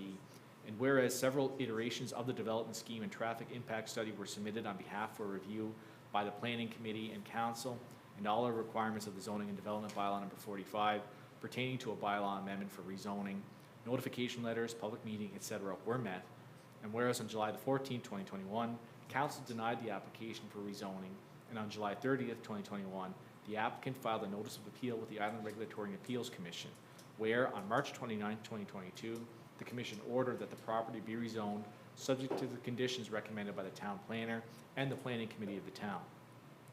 And whereas the Commission's decision in favor of the applicant by ordering that the property be rezoned subject to the conditions recommended by the Town Planner and the Planning Committee for the Town applies to the rezoning only. This decision does not exempt the applicant from following the subdivision process and requirements, and that all development be in accordance with the development scheme referenced herein. Be it resolved then that preliminary approval be granted to an application received from Landfest Company Limited to subdivide parcel numbers 1061175, 1061167, and 329011, approximately 14.01 acres in total, in accordance with the submitted development scheme prepared by Fathom Studios in association with Sable Arc, dated July 2021, as permitted under section 11.5.5 sub B of the Zoning and Development Bylaw number 45, subject to the following conditions. 1. Conformance with the approved development scheme prepared by Fathom Studios in association with Sable Arc, dated July 2021, showing 84 units, being 23 single-dwelling units, 2 3-unit semi-detached dwellings, 2 4-unit townhouse dwellings, 6 5-unit townhouse dwellings, and 2 6-unit townhouse dwellings.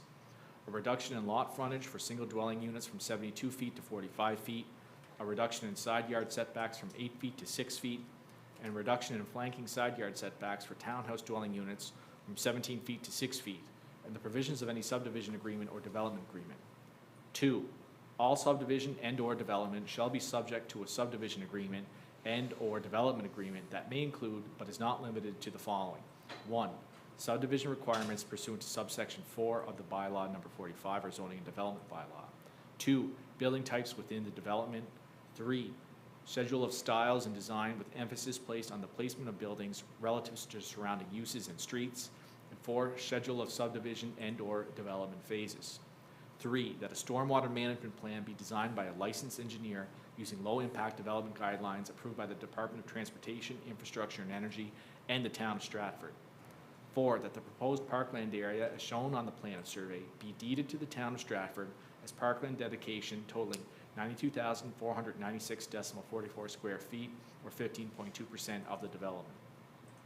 5. That the concept design must meet all Department of Environment requirements, and a plan must be prepared showing how erosion and sedimentation will be controlled and contained during construction.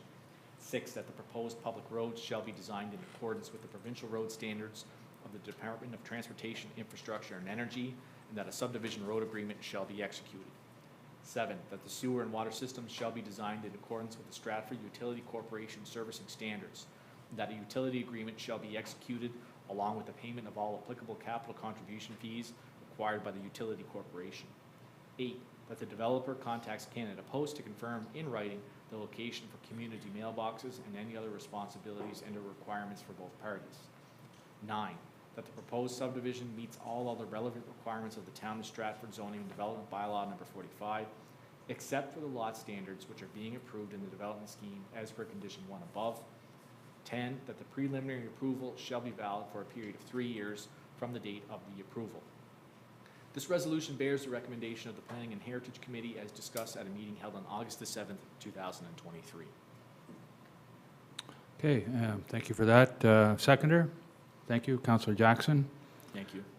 Just before we vote on move to discussion, I consider this a typo that number 6, condition Department of Transportation and Infrastructure. Energy is now part of Department of Environment. That's correct, yes. So it should be just Department of Infrastructure and Transportation and Infrastructure. Thank you, Mr. Mayor, you're correct. So is that okay with everybody? That's just a typo? Yep. Okay. All right, any discussion, any comments? We have the subject properties on the screen. Oh, who's made them? Particular lots. So you'll note down here, Councilor, down at the very bottom, this is the Our Lady of Assumption Church, just to kind of give you that landmark to square where this development is. So which parcels? It is these parcels, this is all essentially green space currently. So it would be, this is the entirety of the proposed development, although it's not proceeding in one single phase, from what I understand. Yeah, I was wondering which parcels are identified in the resolution that we're looking at for development. We could bring up the survey to bring up the actual PID numbers, is that what you mean, or, okay. It's all the area in green there, so what's being developed. Yeah, but I'm thinking that the 3 parcels that have been identified is not the entirety of the project. Perhaps it is. It is, yeah. I believe it is, Yeah. or at least one portion of, there's one that's a portion, is there not? Could be wrong about that. That's, what you see in green is the entirety of the subdivision that was classified, yes, with the 3 parcel numbers in it. And this was construed as being the development scheme.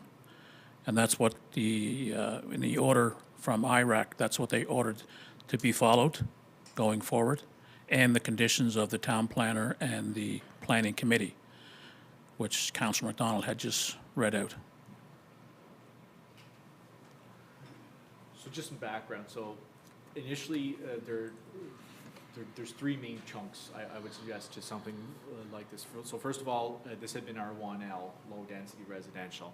There had been the motion before our previous council to rezone it to PURD, and PURD allows for a more dense development. Council denied the resolution.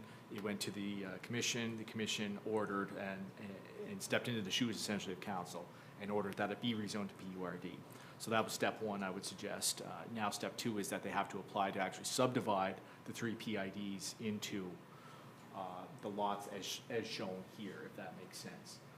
And then, depending on how this goes, Councilor Dowling, if the resolution is successful, then they would have to apply specifically to develop the lots in question. That would be then subdivided, if that helps. But the setbacks are included in this resolution? The lots would then be subject to the reduced setbacks and the reduced frontages as well. Everything you see there was part of the development scheme that was basically approved by IRAC at the hearing on March 29th, 2022, or 22 or 23? 22, sorry.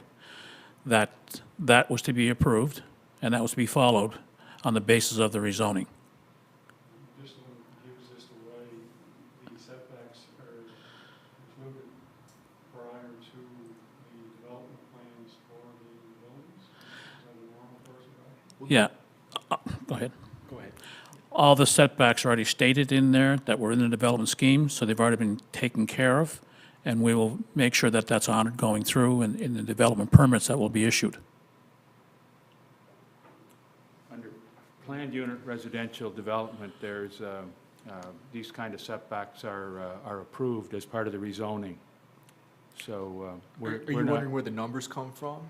Yeah, so the numbers came from, I think, essentially Fathom Studios had been retained on behalf of the applicant Landfest as it currently existed for the rezoning to the PURD, and as in accordance with the conditions under the PURD zone, which is found in our zoning development bylaw, it allows for these setbacks.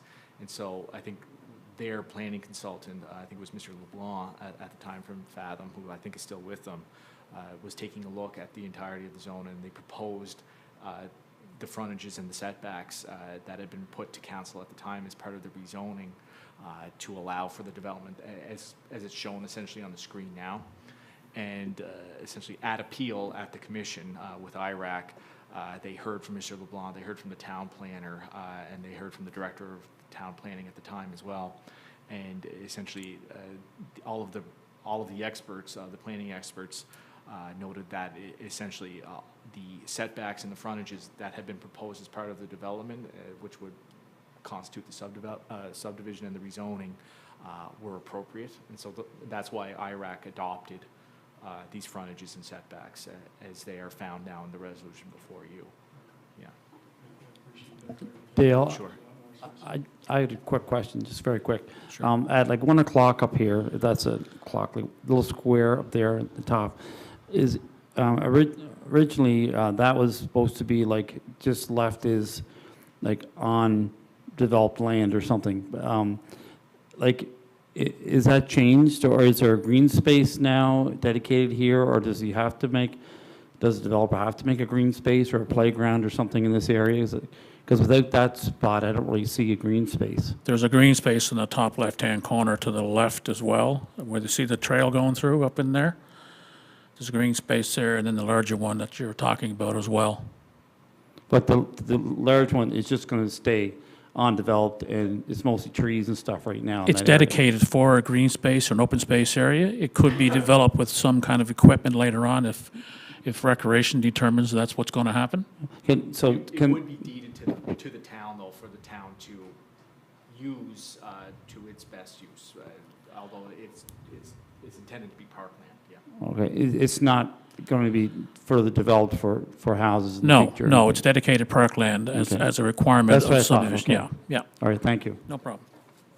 Your Worship, I appreciate this matter has been going back a couple of years and has gone through appeals to IRAC, and IRAC has made decisions and provided direction in relation to what must be done.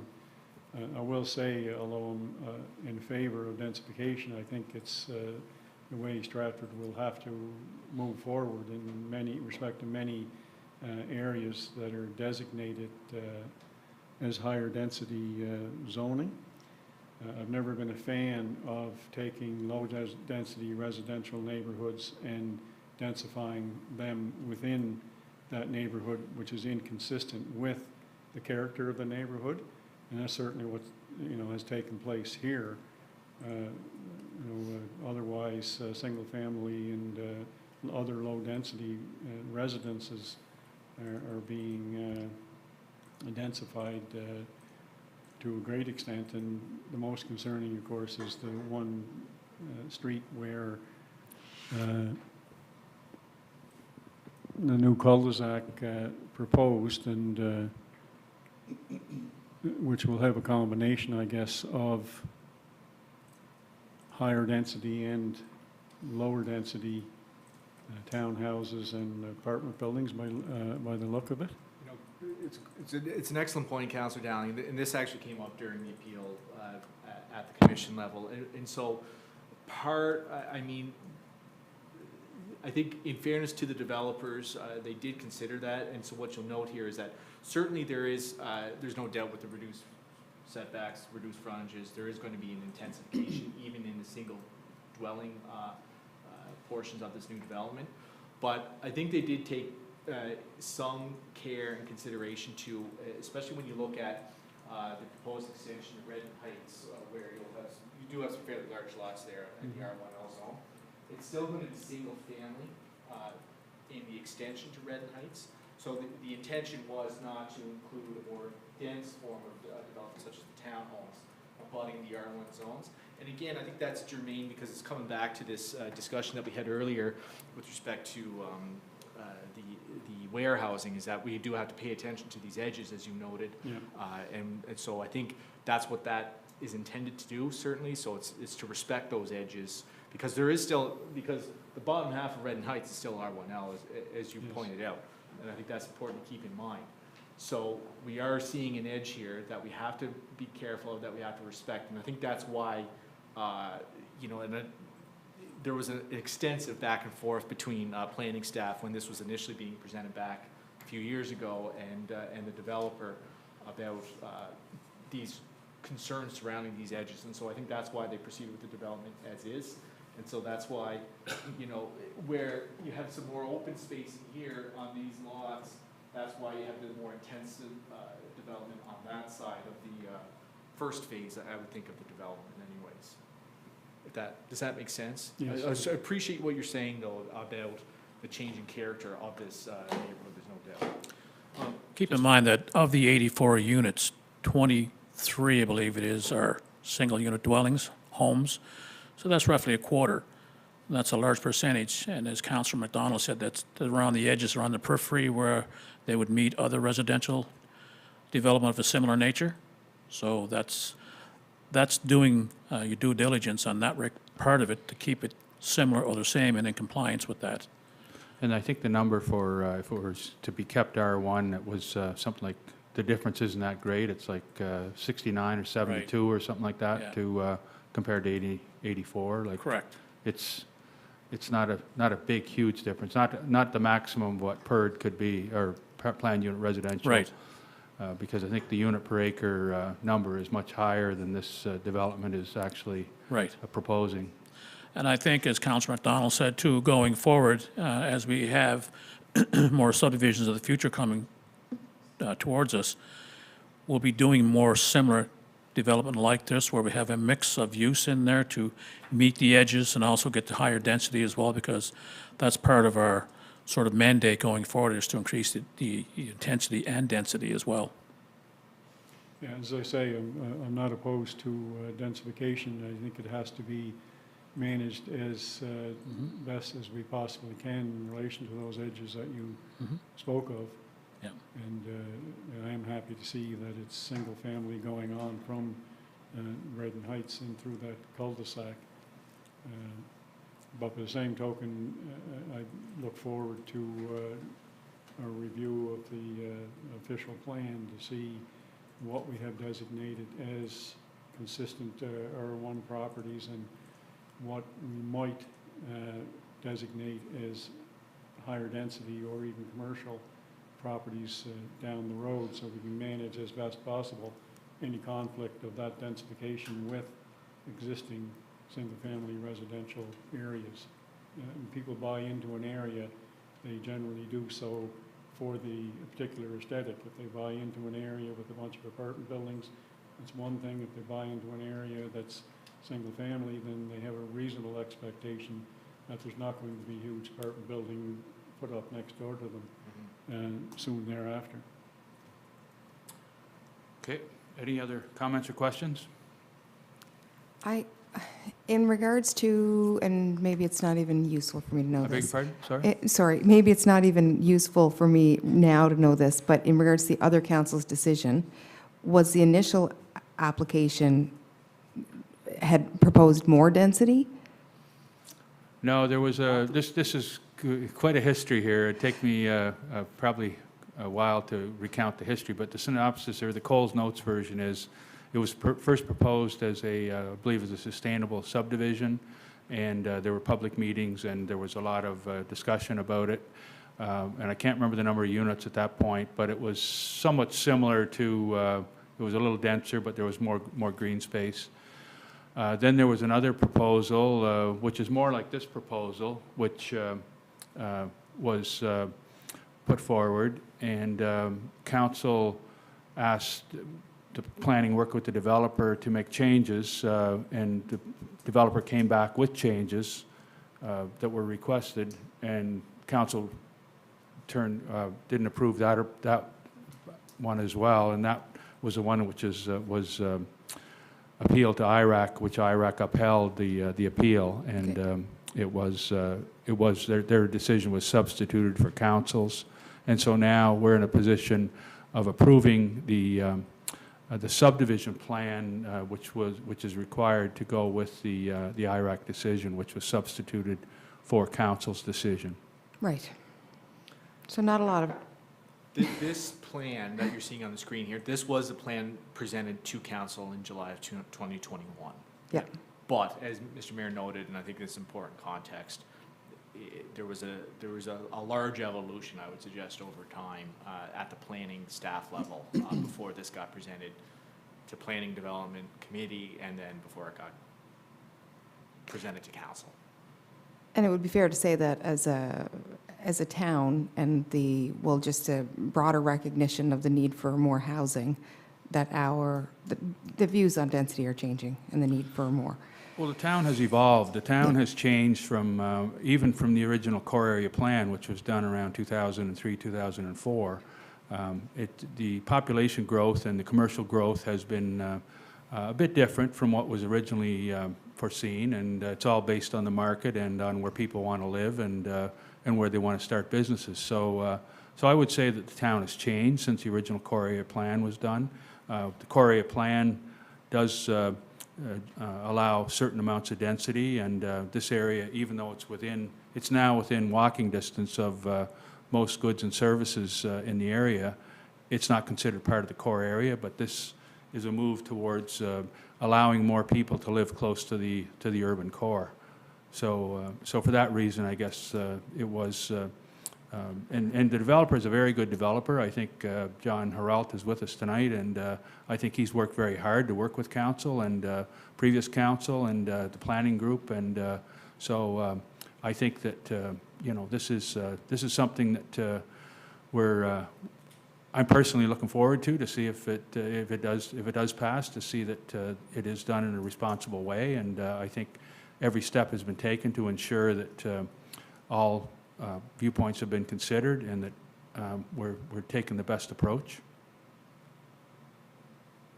Any other comments or questions? You go ahead, Councillor Jackson. Yeah, I'm excited to see it move forward as well. I wasn't here a couple of years ago, but I'm glad that it kind of evolved and we're back to the place where we should be, where we should have been 2 years ago.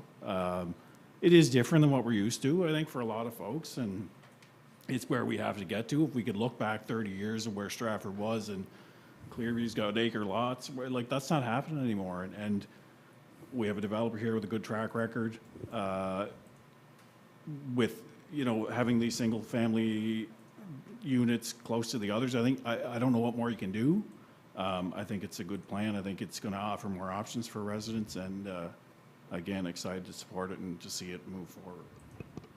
Yeah, to me, it looks like a well thought out plan. It's not ad hoc, like it's not just thrown together. It's well thought out, and the setup's very nice. And I guess from my point of view as a sustainability chair, I'm all about green spaces and trees and stuff, as you know. So that's where I came from, just to make sure there was a green space there. So, but other than that, I think the plan is pretty well put together. Yeah.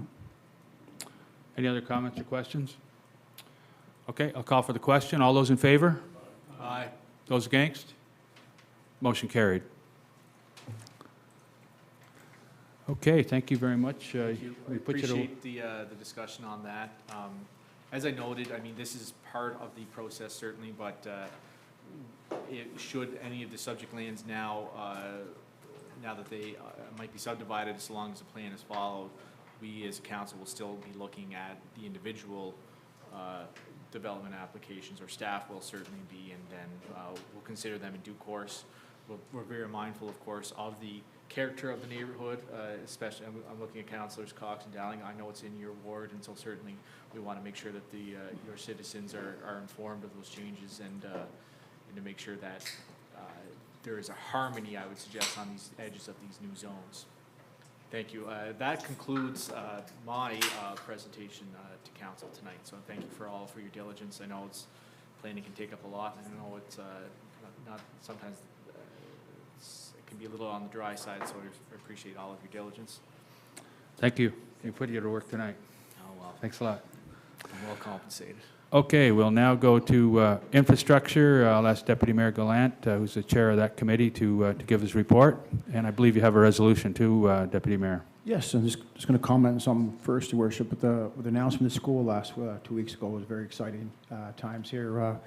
Just wanted to thank the staff of Stratford staff, Jeannie, and especially the council, this council now, and especially former council, Gail McDonald, Councillor Darren McDougall, Councillor Derek Smith, Gary Clow, and Jill Burridge, who was a councillor now. She's a Minister of Finance.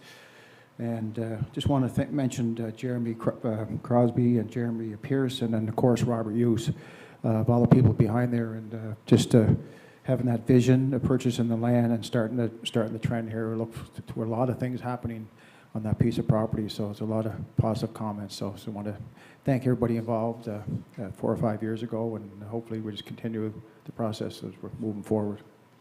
So I'll get into my infrastructure memo here.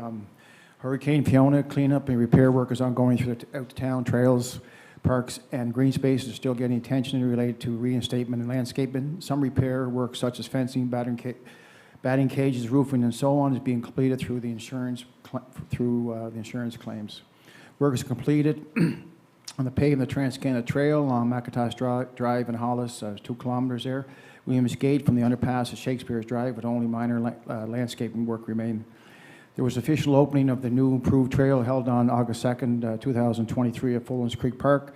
This was an opportunity to acknowledge our funding and partner Trans-Canada Trail on this project, and was combined with an acknowledgement of a long-standing volunteer member of Active Transportation Committee, Holly Smith, and Holly served in the committee for 15 years and was presented with a token appreciation from the town, sponsored by Trans-Canada Trail. Work is ongoing and progress well on the community campus site. Is a busy location. Construction of the high school site is also underway. The contractor's on schedule to have the infrastructure installed and have the base asphalt placed on the road by the end of November. Final asphalt and the sewer lift station commissioning is scheduled to be complete by August 24. Rehabilitation work has begun in Morris Pond and is expected to be complete by the end of September. Once all work is complete, the pond will refill naturally and have more water depth, which has enhanced the health of the pond. 3 tenders were received for the paving the parking lot of 21 Hollis Avenue. The work is anticipated to be awarded this week, and with the paving to be complete by the end of the fall season. 3 proposals were received by the engineering services for design of the extension of the force main from the Corey Sewer Lift Station to the gravity trunk main. A resolution recommending awarding of the work to WSP Canada Incorporated is being presented with this evening. Infrastructure staff is busy with the following: ongoing maintenance of town-owned properties, buildings, sports fields, and trails, maintenance and upkeep of vehicles and equipment. Outside staff is busy grass cutting, trimming, gardening, painting, landscaping, and garbage pickup. Exterior paint and maintenance building on Hollis Avenue is being completed. Assisted on tree planting program. Bylaw complaints and investigations are ongoing. Temporary speed hump assessments, annual fire hydrant exercise and maintenance is underway, and water value exercise has been completed. New fire hydrants added on Jubilee Road, and the water and sewer inspections and water turn-ons for the new development is ongoing. During the month of July, there were no sewer or water emergencies. There were 3 water leakages found on service laterals. 2 were on the owner's portion of the lateral and were repaired by the owner. One was within the utilities portion, has been repaired by the utility. There was a sewer interruption at 133 Dale Drive due to Maritime Electric installing a utility pole through the sewer lateral. This has been repaired by Maritime Electric. There was a sewer lateral blockage on Mason Road found to be the utility portion of the service. The blockage was cleared and arrangements had been made to correct the issue with the service lateral. And that's the end of my report, Your Worship. Thank you. Any comments? Questions? Yeah. Any comments or questions? Go ahead, Councillor Jackson. Yeah, I want to thank Deputy Mayor for his leadership on the paving for the trail, McIntosh and Hollis. Nice to see that area getting their share.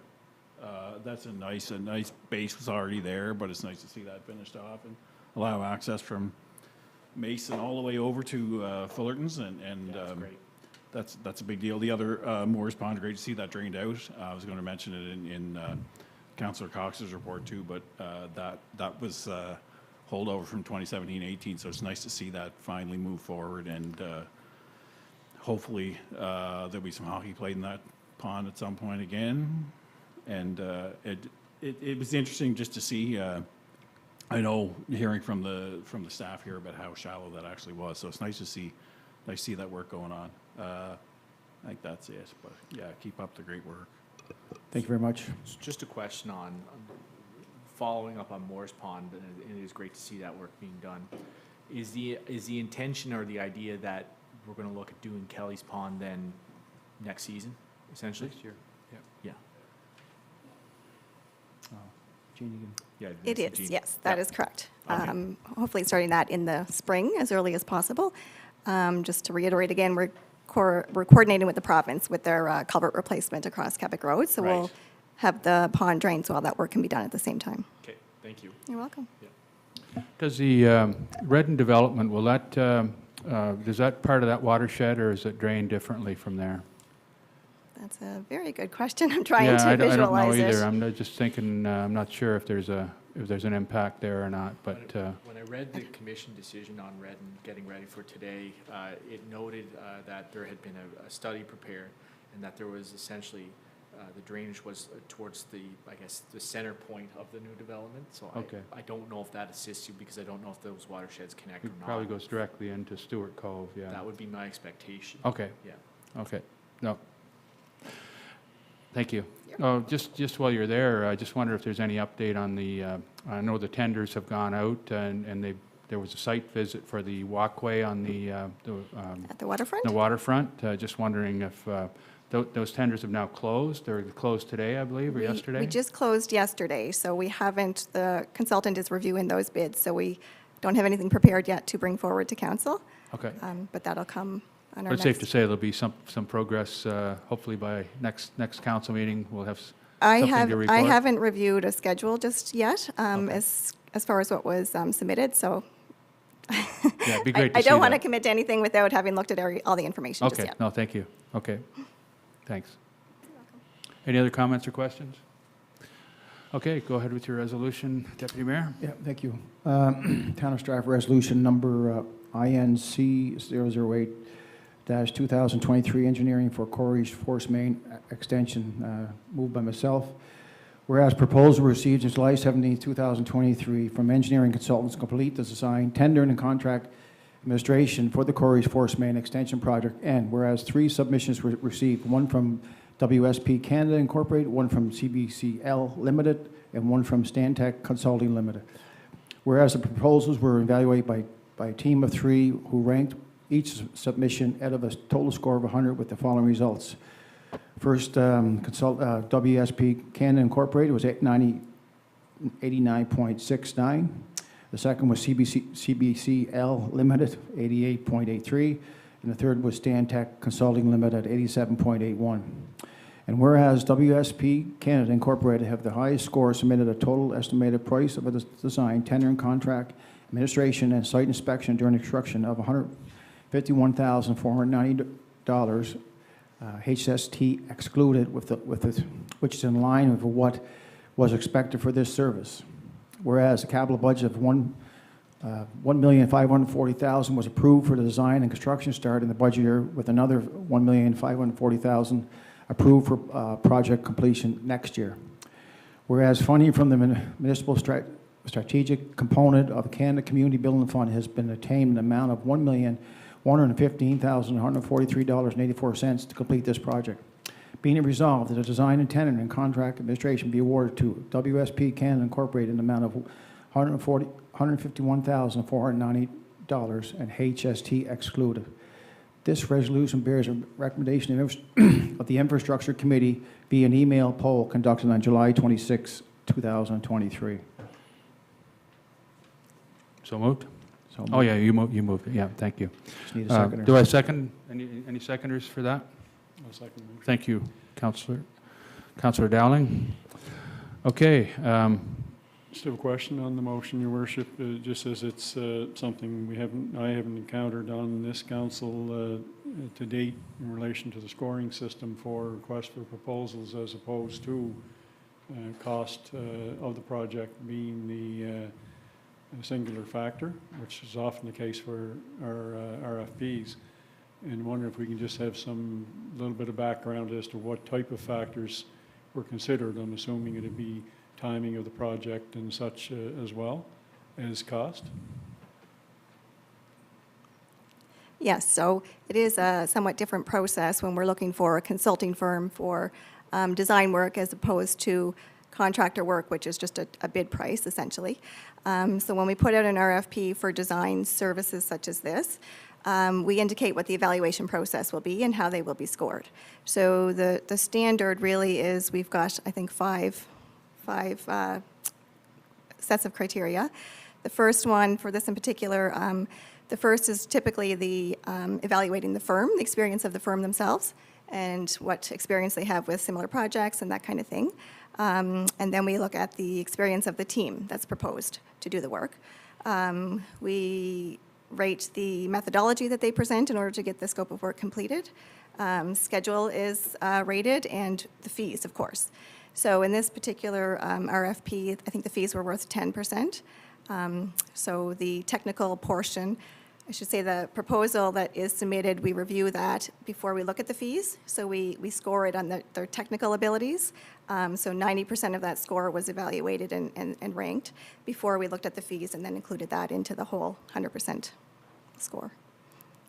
Hope that explains it without not being too confusing. I just have two questions Sure. arising out of that. So number one, so the fees are considered, or the costs are considered as part of your scoring? Absolutely, yes. Okay. Depending on the project, sometimes we weight those differently.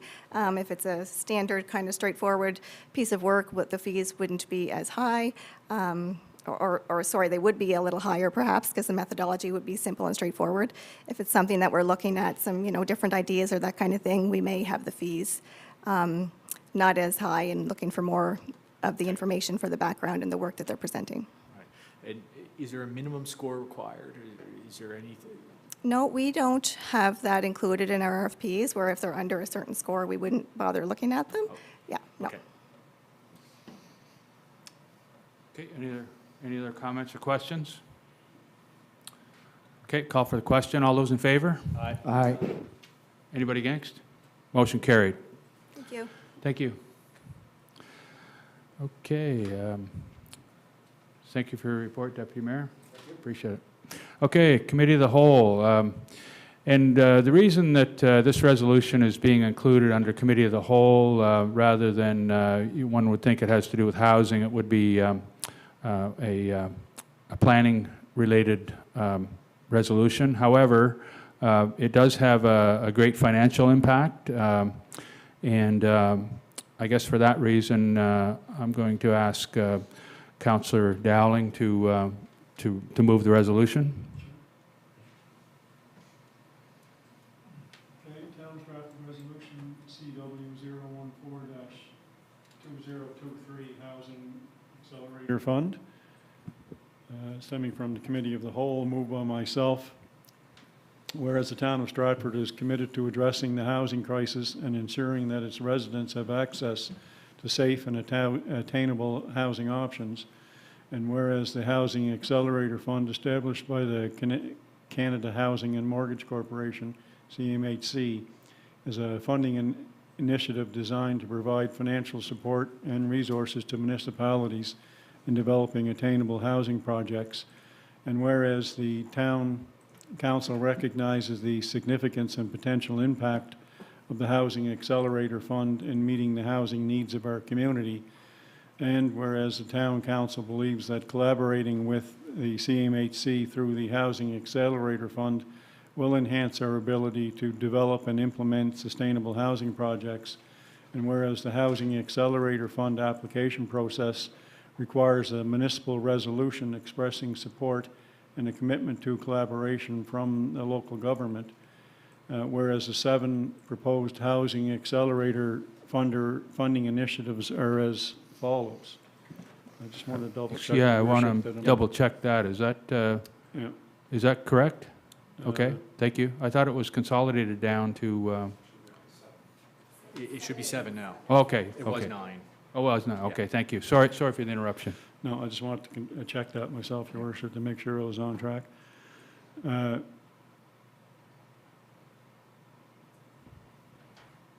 One, implement revisions to the zoning bylaw to rezone C1 and C2 parcels at major transportation nodes to a mixed-use zone, WMU, TCMU, and CMU, in order to allow for residential development above existing or new commercial units. Two, implement revisions to the zoning bylaw to remove the height limit and implement a minimum height and remove the minimum lot area required for multiple attached dwelling developments. Three, establish a package of pre-approved design plans for missing middle and higher density developments, including townhouses and side-by-sides, as well as accessory dwelling units when zoning permits. Four, implement the revisions to the zoning bylaw to permit accessory dwelling units to be permitted on low-density residential lots. Five, implement an e-permit system to streamline applications, including revisions to current application processes and scheduling inspections. Six, implement changes to the zoning bylaw to require a maximum lot area and reduce front setbacks for new single-family dwellings and semi-detached duplex developments. And seven, remove application fees and expedite application timelines for proposed affordable and supportive housing development application from non-governmental organizations and provincial entities. Be it resolved that Stratford Town Council hereby express its full support for the Housing Accelerator Fund and the goals it seeks to achieve in addressing the affordable housing crisis in our community.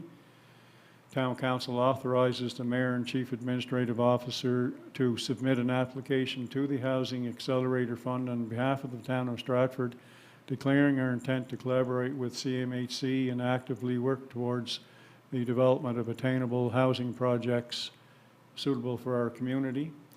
Town Council commits to work closely with CMHC and other relevant agencies to identify suitable attainable housing projects, explore innovative financing mechanisms, and ensure the implementation of the Housing Accelerator Fund's attached initiatives. Town Council hereby acknowledges that, if selected, it will diligently adhere to the requirements, guidelines, and terms set forth by the Housing Accelerator Fund when utilizing funds for attainable housing development within our community. Town Council requires that all recommendations arising from the Housing Accelerator Fund will follow the due process before coming to Council.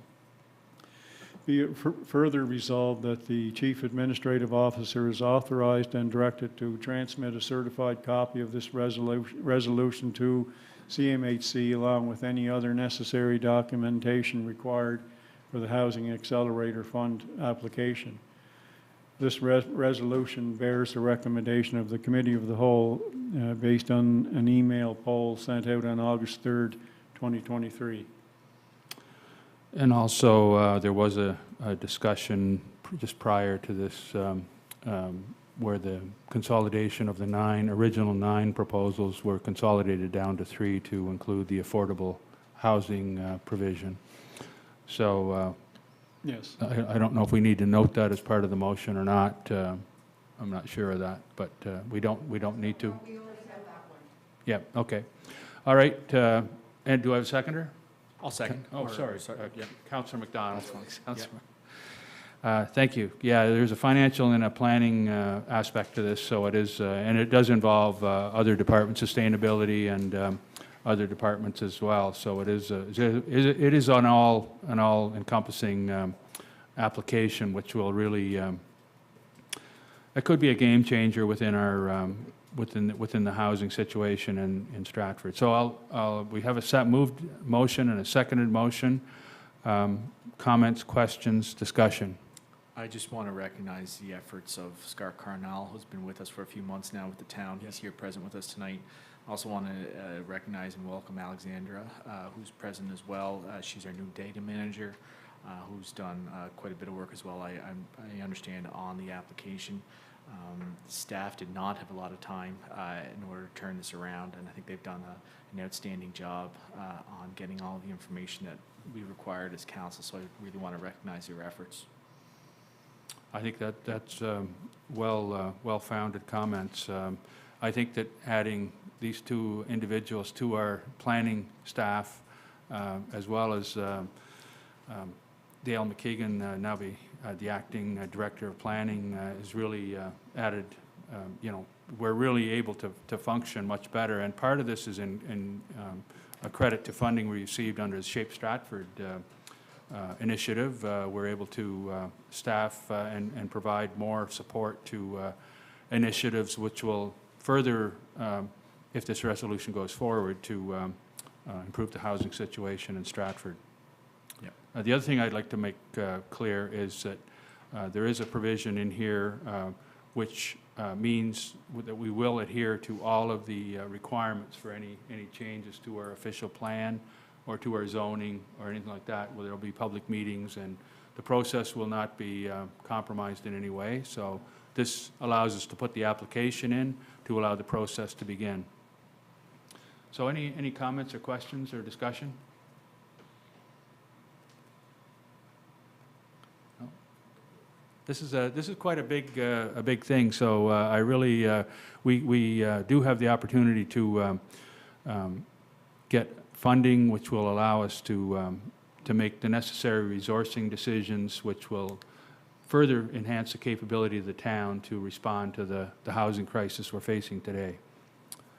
Okay, if there's no discussions or any go ahead, sorry, Councillor Chandler. No, your summary there has cleared things up for me, because it is a lot to process, but really we're just approving the application itself. That's and right. Everything will still follow the same processes Yeah, and if- in regards to like the implementation or changes to zoning, et cetera, will still go through council in their traditional ways.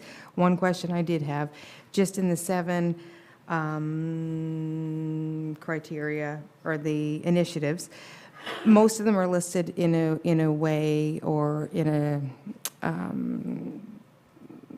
as if to implement, and the last one is remove applications, and I just wonder if that one, in the way it's written, suggests that that is an automatic removal, or that 2 still has to be implemented through council. Those application fees, is it not? Pardon me? Just the application fees. No, we still have to have a resolution of council. Yeah, My I know, understanding. so just in regard, just in the tense, I guess, that the other ones are written, it suggests that we will be implementing, or there is a process that we're going to be doing, and number 7 is written as if it's understood that remove application fees and expedite application timelines, blah, blah, blah. Oh, I see, As that's an yeah. automatic? Maybe implement So I'm changes just to wondering- application fees or just something like that. The wording Wondering could- if yeah. just the way that's written there suggests that that's all. So would you like to introduce an amendment to that wording, or? Does that slow that down?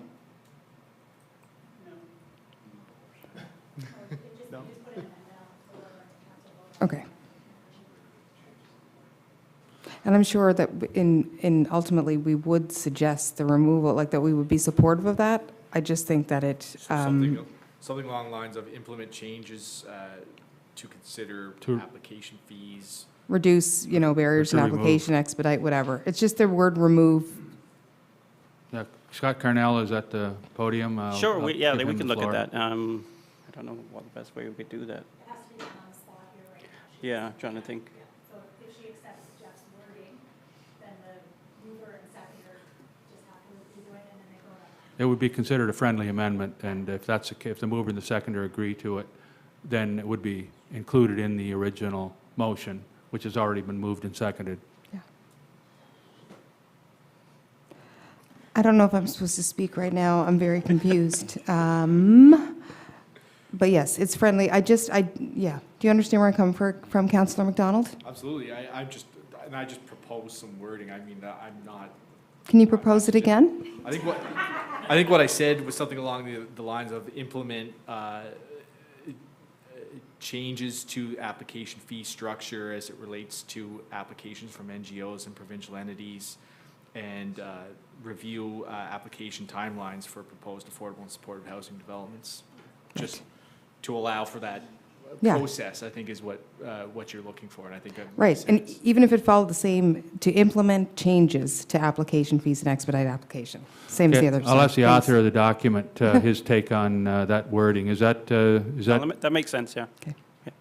so, It doesn't restrict us anything, it just, so could we, do you want to introduce that amendment then? You propose that? You're Yes, proposing that I do wording? propose that wording. And that's okay with the mover? Who moved it? I'm the seconder, but certainly it's okay with me. Oh, yeah, you moved it, yeah. It's okay? Okay. Okay, I think the mover and the seconder are okay with your proposed wording, and so I think we're back to the original motion, which has been moved and seconded. Okay, any other discussion? Any other comments or questions? Okay, all those in favor? Oh, sorry, go ahead, Councillor Jackson. Yeah, I think the original numbers have make sense. I think for us to cement in there that we're going to remove the application fees and we're going to expedite the application timelines is 100% fair. I don't support the amendment. I think this is fine the way it is. No offense to anybody. That's fair. I think if we're agreeing to this and we have NGOs and government, we should be removing these fees. I don't think there should be any consideration. I think I'm fine with us saying we're going to remove them, because if this helps expedite affordable housing in our town, I think that's easy to commit to that. I'm not sure where. I'm in favor of the original. So my question is, in agreeing to this tonight, am I agreeing tonight to, yes, remove application fees, expedite application timelines for proposed whatever? I hope Even though so. I don't, right, but I don't know what those consist of, but that's what I'm agreeing to tonight, where the rest But of it will them. follow the process which we always follow for our any changes that are, any of the other changes that are proposed. There'll be a resolution of council and a discussion at planning board to discuss those. We have to have the application in by August 16th. That's why the accelerated time frame. It is an opportunity to achieve some significant funding. We can, any decision we make can be changed. We can change our minds if we get more information or different information. However, this is what we're proposing to do, and if we have a public meeting and new information comes to light, or whatever the situation is, we're able to amend that decision. It might mean that we don't get the funding, but it would, this wording allows the application to move forward. Sorry, is there something else you wanted to add, Wendy? That's exactly what I was going to say. That you're voting on tonight is to allow the application to go forward, not implementing the changes. Those still have to go through the planning process and be changed in policy and bylaw. So all you're voting on tonight is to allow the application and to express your intent for that to happen.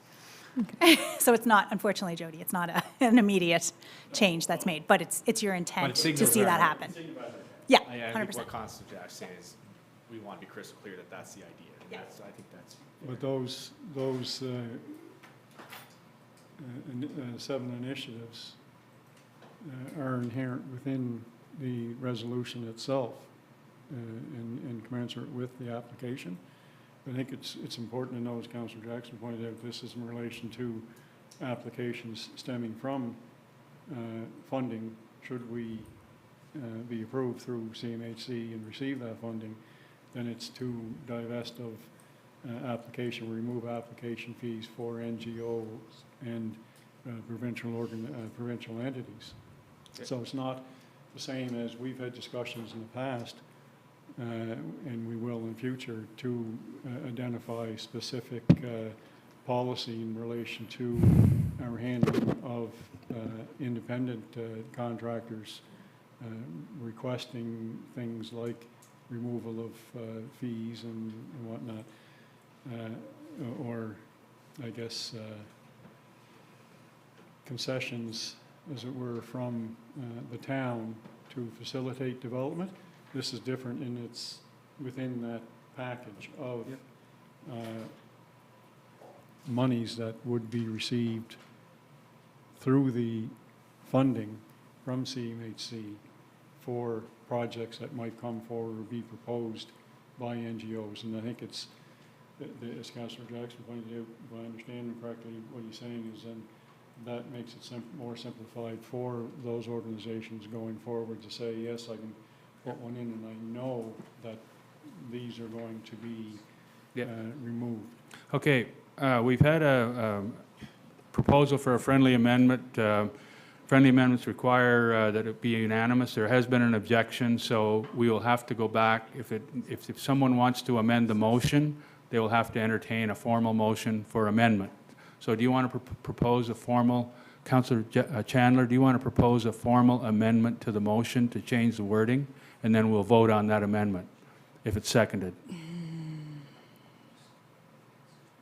No, I guess it's just me that has the concern over that wording. Yes, everyone else, no one else supports that? I think as Wendy has said, we may be talking semantics here insofar as we're not actually doing anything here tonight. Okay. If that helps. Yeah, and if I can clarify Yeah.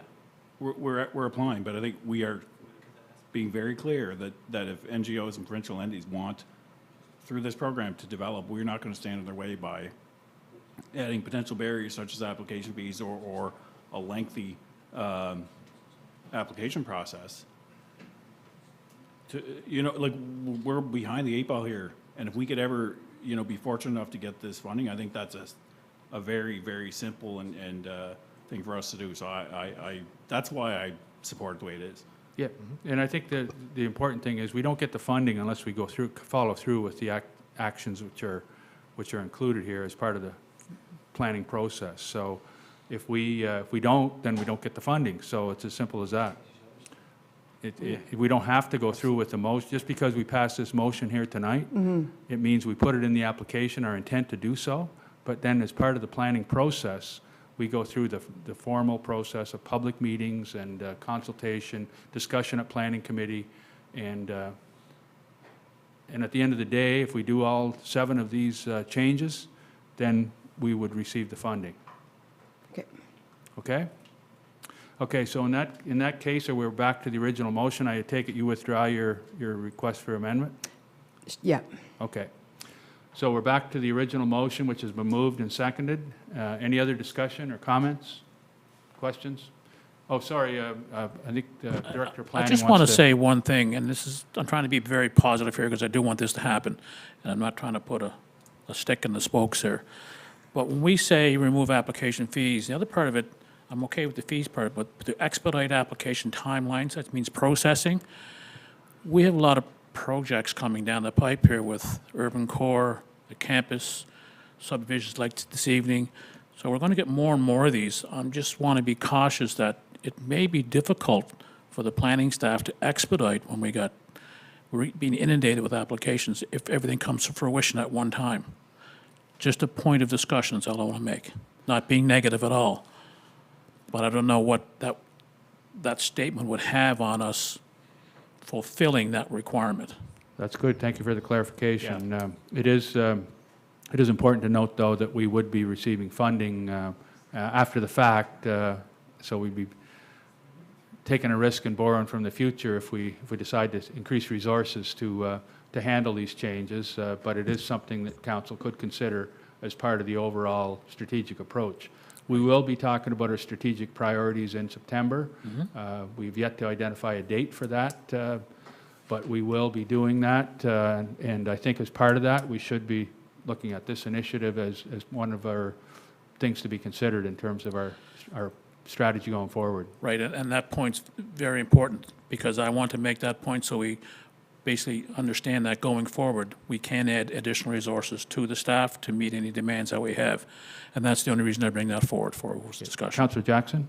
Yeah, I agree with Dale, but I think that's important. If we brought in form-based codes to expedite a process or expedite things for developers, we would be foolish not to do similar for government or NGOs.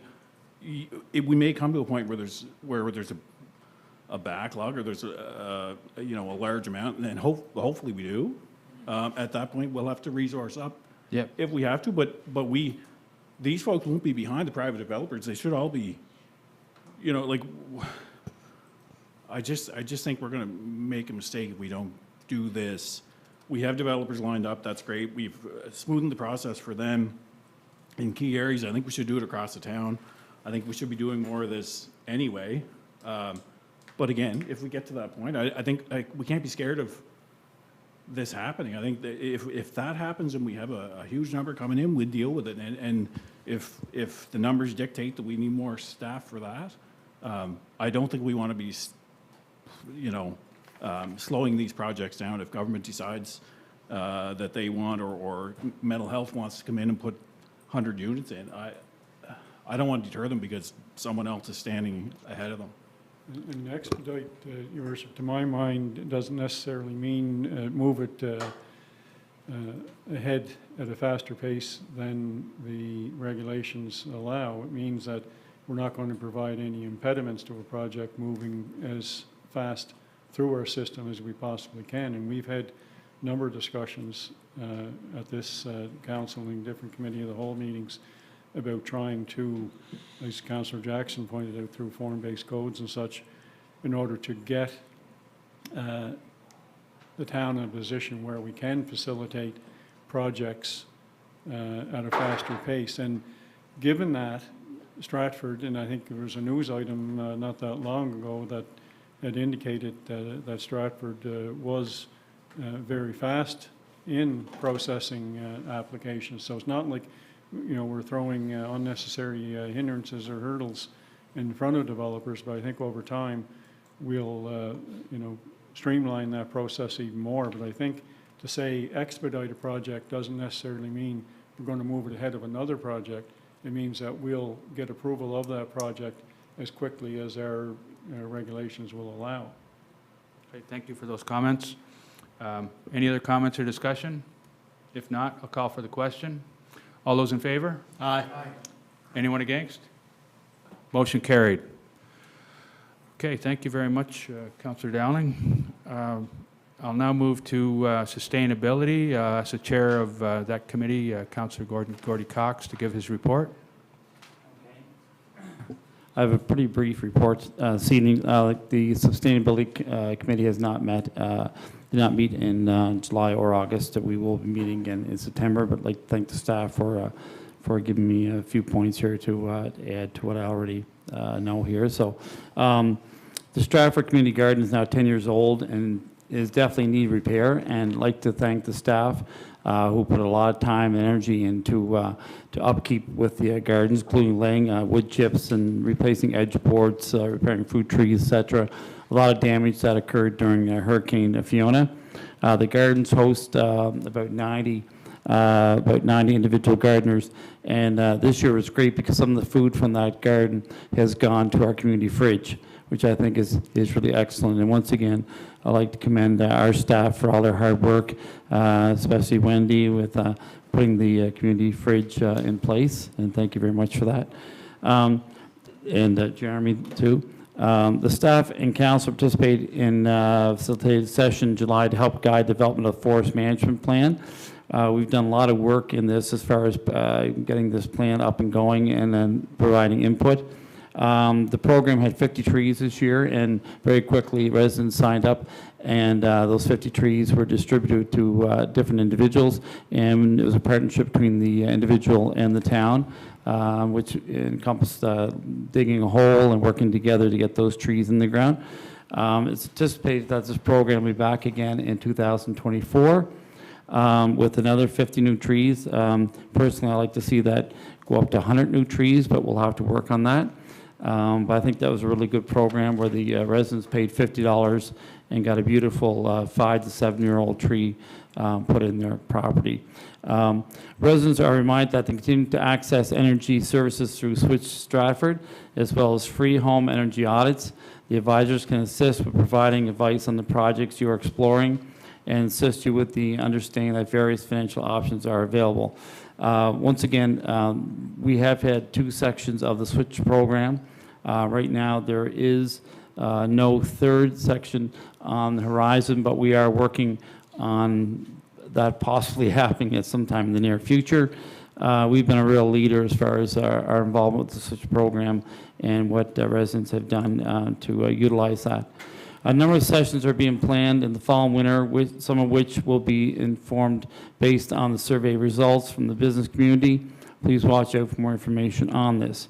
The Town Diversity Inclusion Subcommittee are participating in Fall Fest in September with the Human Library, where instead of a book, you borrow a person for conversation time. I thought that was a really that's a really neat idea. The committee is also assisting with the organization of the new residential meetup on Saturday, September 16th at 10 a.m., assisted with the town's recent participation in the Pride Parade and other ongoing and new initiatives. And I'll end up with a personal note. In the past few months, after being initially, I applied for the SWITCH program as a resident and non-counselor, and I was put on a waiting list for that. And so when the second program came in, I was able to utilize that. But having the 3 heat pumps going in my house, I've noticed a real difference, and especially with the heat this summer, having the cooling aspect was really a welcome addition to our house. And then my wife and I also just got a hybrid car in the past month, and it's unbelievable the fuel savings that we noticed already just in a month with the hybrid car, and how the only strange thing is when you turn it on, you don't know your car is on. It takes a few seconds to realize that the car is actually on. It's really the fuel saving. It's basically about twice the amount of fuel saving as my other car, which I still like. But anyhow, that's all. I apologize. I have another meeting at 7 o'clock. I'm a little late for that I have to go to. Just before you go, Councillor Cox, I just want to commend you for your work. I know that it was came up very suddenly, the decision by the Grey Group to develop some of their property here in town, and you, on a very hot day, you walked for 3 hours with our sustainability coordinator, Maddie Crowell, with a representative of the Grey Group to identify trees to be saved, to be relocated in areas that of old growth or whatever that could be spared from the development and that sort of thing. So, and I know you're working very diligently on a tree bylaw that we'll be considering as part of our strategic priority. But it is something that I think is really come to the surface really clearly, that we really need to do something with regard to our urban canopy. But I think I just commend you for your work on all that you've done above and beyond to really move the sustainability file forward. So thank you for that. All right, thank you very much. And I know you got to leave, so thanks for coming tonight. Thanks, Councillor Cox. Appreciate it. Okay, any comments or questions for Councillor Scott? Last thing too is my anniversary today, so in case my wife's watching at the cottage. Happy anniversary. Happy anniversary, dear. I did come to the meeting. How many years? I'm not at the track. What's that? How many years? 32. Good. Wow. Congratulations. That's what I was going to say, was happy anniversary. Oh, thank you. But I do congratulate you on your leadership, though, Councillor Cox, on the sustainability and the hybrid car. And I know you're passionate about, everything around the community, especially the folks that we just spoke of earlier, and trying to help them through situations. And you are, you're doing a great job at that. So I want to thank you. We don't get to say much to you about it, but thank you very much. Okay, thanks a lot. So just before I move on to the next file, I want to acknowledge, I neglected to acknowledge Phil Ruff, who works in the planning department. I neglected to commend him for his work on the Housing Accelerator Fund application. Phil, thank you very much for all the work you did on that. I know that you worked really hard on it, and you contributed a lot based on your previous experience with I believe with the City of Toronto. You've really added a lot to the planning contingent here, and thank you very much for all that work. You're here. Okay. We'll go to next, Intergovernmental Affairs and Accountability. We didn't have a meeting, that's my committee. We didn't meet in July. We don't have a meeting in August. There hasn't been a great deal of activity. We have had, I had the opportunity to meet with our Member of Parliament along with Deputy Mayor Gallant at the Strawberry Social, which was held recently. So that was a great opportunity to discuss some issues with our, in a casual setting with our Member of Parliament. We also met with the members of the provincial government, the MLAs for Stratford, along with council. I think that's, and having staff from the provincial government here 5 days a week, I think that's going to add a lot to our intergovernmental cooperation and partnership that we're really working towards. Yeah, so any questions on intergovernmental affairs and accountability? Anything anyone would like to raise? No? Human resources, any human resources issue, new hires? No? Okay. Any inquiries by members of council, anything about the town that anyone would like to inquire about? If not, other committees, Stratford Seniors Complex, I'll ask the chair of that committee, Deputy Mayor Gallant, to give his report.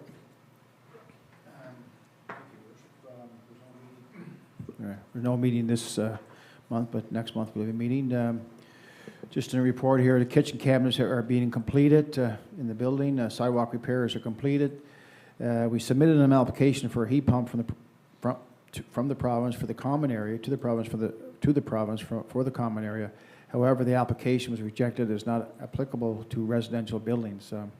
So the annual fire alarm testing was completed, and there are currently 23 people on the waiting list. So we have 16 rooms full.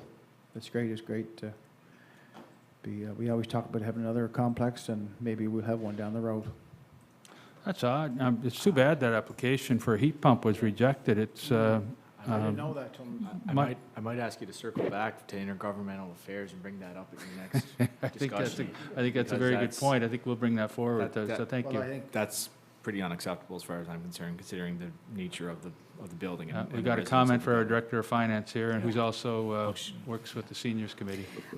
Yeah, we were successful for Cotton Park. We did get a heat pump at that building through this program. So we decided to ask for the common area room at the seniors complex. But since it's a residential building, like right in the guidelines, it says it's not applicable for residential buildings.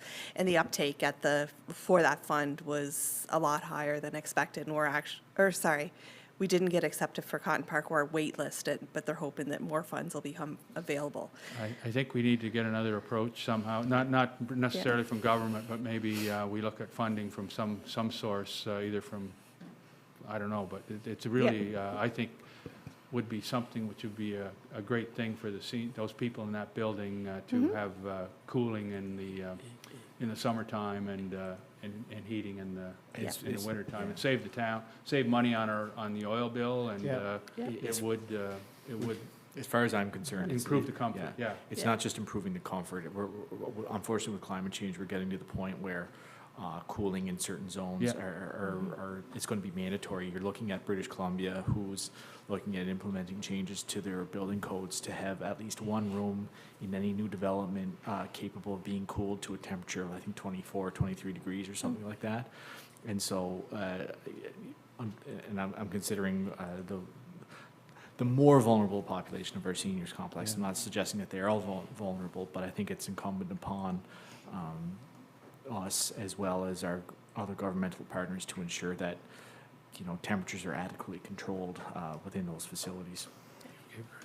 Yeah, I know the government has an exceptional program there for low-income people and heat pumps. I know I like to see there's 15 rooms there, every room to have a heat pump outside the facility, so, and maybe they can fit under that low-income, I know the government's been very successful in the program rolling out and very helpful with the provincial government there, so I don't know why, but anyways, we'll follow up, me and Kim will follow up on that, so I know it's just, it's something that, like down the road, like fossil fuels and so on, and how expensive oil is going to be and so on, it's just a win-win for everybody, and then you got Mr. Meyer, Steve, Minister, looking for net zero, so it's very helpful, I think our Director of Planning would like to I just say want to say something. one thing. I'd like to know the province's definition of residential, because the scope of residential, when you look at group homes and community care facilities, is much different than apartment buildings and duplexes and single homes, that type of thing. So they may have lumped it into one category that maybe it shouldn't have been lumped into. So I would follow up on that to see what they're categorizing. Group homes and community care facilities, it's a different animal altogether. Yeah, exactly. Or I it's a think- meeting space, a seniors meeting space. I mean, I would encourage us to Find a way to make it happen, yeah. yeah, and get the money back. We just sold a piece of land tonight for $4,300. We should be able to afford a heat pump for those folks, whether we get approved or not. Thank you. Yeah, Yeah. we'll Or they- consider that in a future, maybe for a future, our next council meeting, or maybe if we can do it even before that, it'd be great. Okay. Yeah, so any other questions or comments on the seniors report? If not, thank you for your report, Deputy Mayor. We'll now move on to appointments to committees. We have a resolution, and I'll ask Councillor Jackson to move that resolution. Thank you, Worship. Town of Stratford Resolution CW 013-2023, Committee Member Appointment, moved by myself. Whereas Council has established a number of standing committees and subcommittees in the Council Procedural Bylaw number 47, to advise and assist the Council in its deliberation. And whereas the bylaw provides for the appointment of residents and stakeholders by Council to provide public input to Council on its deliberations, be it resolved that the following residents be appointed to the standing committees and subcommittees for the remainder of the two-year term ending November 30th, 2024, as follows. So to the Finance and Technology Committee, Anthony O'Coin, and the Diversity and Inclusion Subcommittee, Jordan Tebow. This resolution bears a recommendation of the Committee of the Whole at a meeting held July 26, 2023. So moved. Okay, do I have a seconder? Jeff. Deputy Mayor Gallant, thank you. Okay, any discussion? I just want to commend these people for putting their names forward and being able to, and being willing to serve the town in this capacity. Volunteers on committees are one of the great advantages that our town has in terms of getting good advice townspeople sharing their expertise and their experience and their perspectives with the town. So I think it's great. So we had a moved and seconded motion on the floor. No further discussion? All those in favor? Aye. Those against? Motion carried. And I do have a thank you for the resolution, Councillor Jackson. Now move to the proclamations. I do have a proclamation, and I'll just read that proclamation into the record. Whereas community support has been critical throughout the Arthritis Society of Canada's 75-year history, enabling the organization to fulfill its mission to fight the fire of arthritis with cutting-edge research, bold innovation, fire advocacy, and evidence-based information and patient-centered support. And whereas arthritis is not just arthritis. Arthritis is serious. It causes debilitating pain, restricts mobility, and diminishes quality of life. 6 million Canadians, 1 in 5, live every day with the fire of arthritis, and there is no cure. Without a greater spotlight on this growing issue, the number of Canadians with arthritis will rise to 9 million by 2040. And whereas during Arthritis Awareness Month this September, we seek to raise voices and awareness, and we are encouraging everyone who lives with arthritis and all those who know and love them to fight the fire of arthritis. And whereas the Arthritis Society of Canada is Canada's national charity dedicated to extinguishing arthritis for good. Therefore, be it resolved that I, Steve Ogden, Mayor of Stratford, do hereby proclaim September 2023 Arthritis Awareness Month in the town of Stratford. In witness thereof, I have set my hand and caused the seal of the town of Stratford to be affixed hereto. Signed, my name, 9th day of August 2023. So proclaimed. So, any other business before we close? Anything anyone would like to bring to the floor at this time? No? If not, I'll call for a motion for adjournment. Okay, we're now adjourned. Thank you.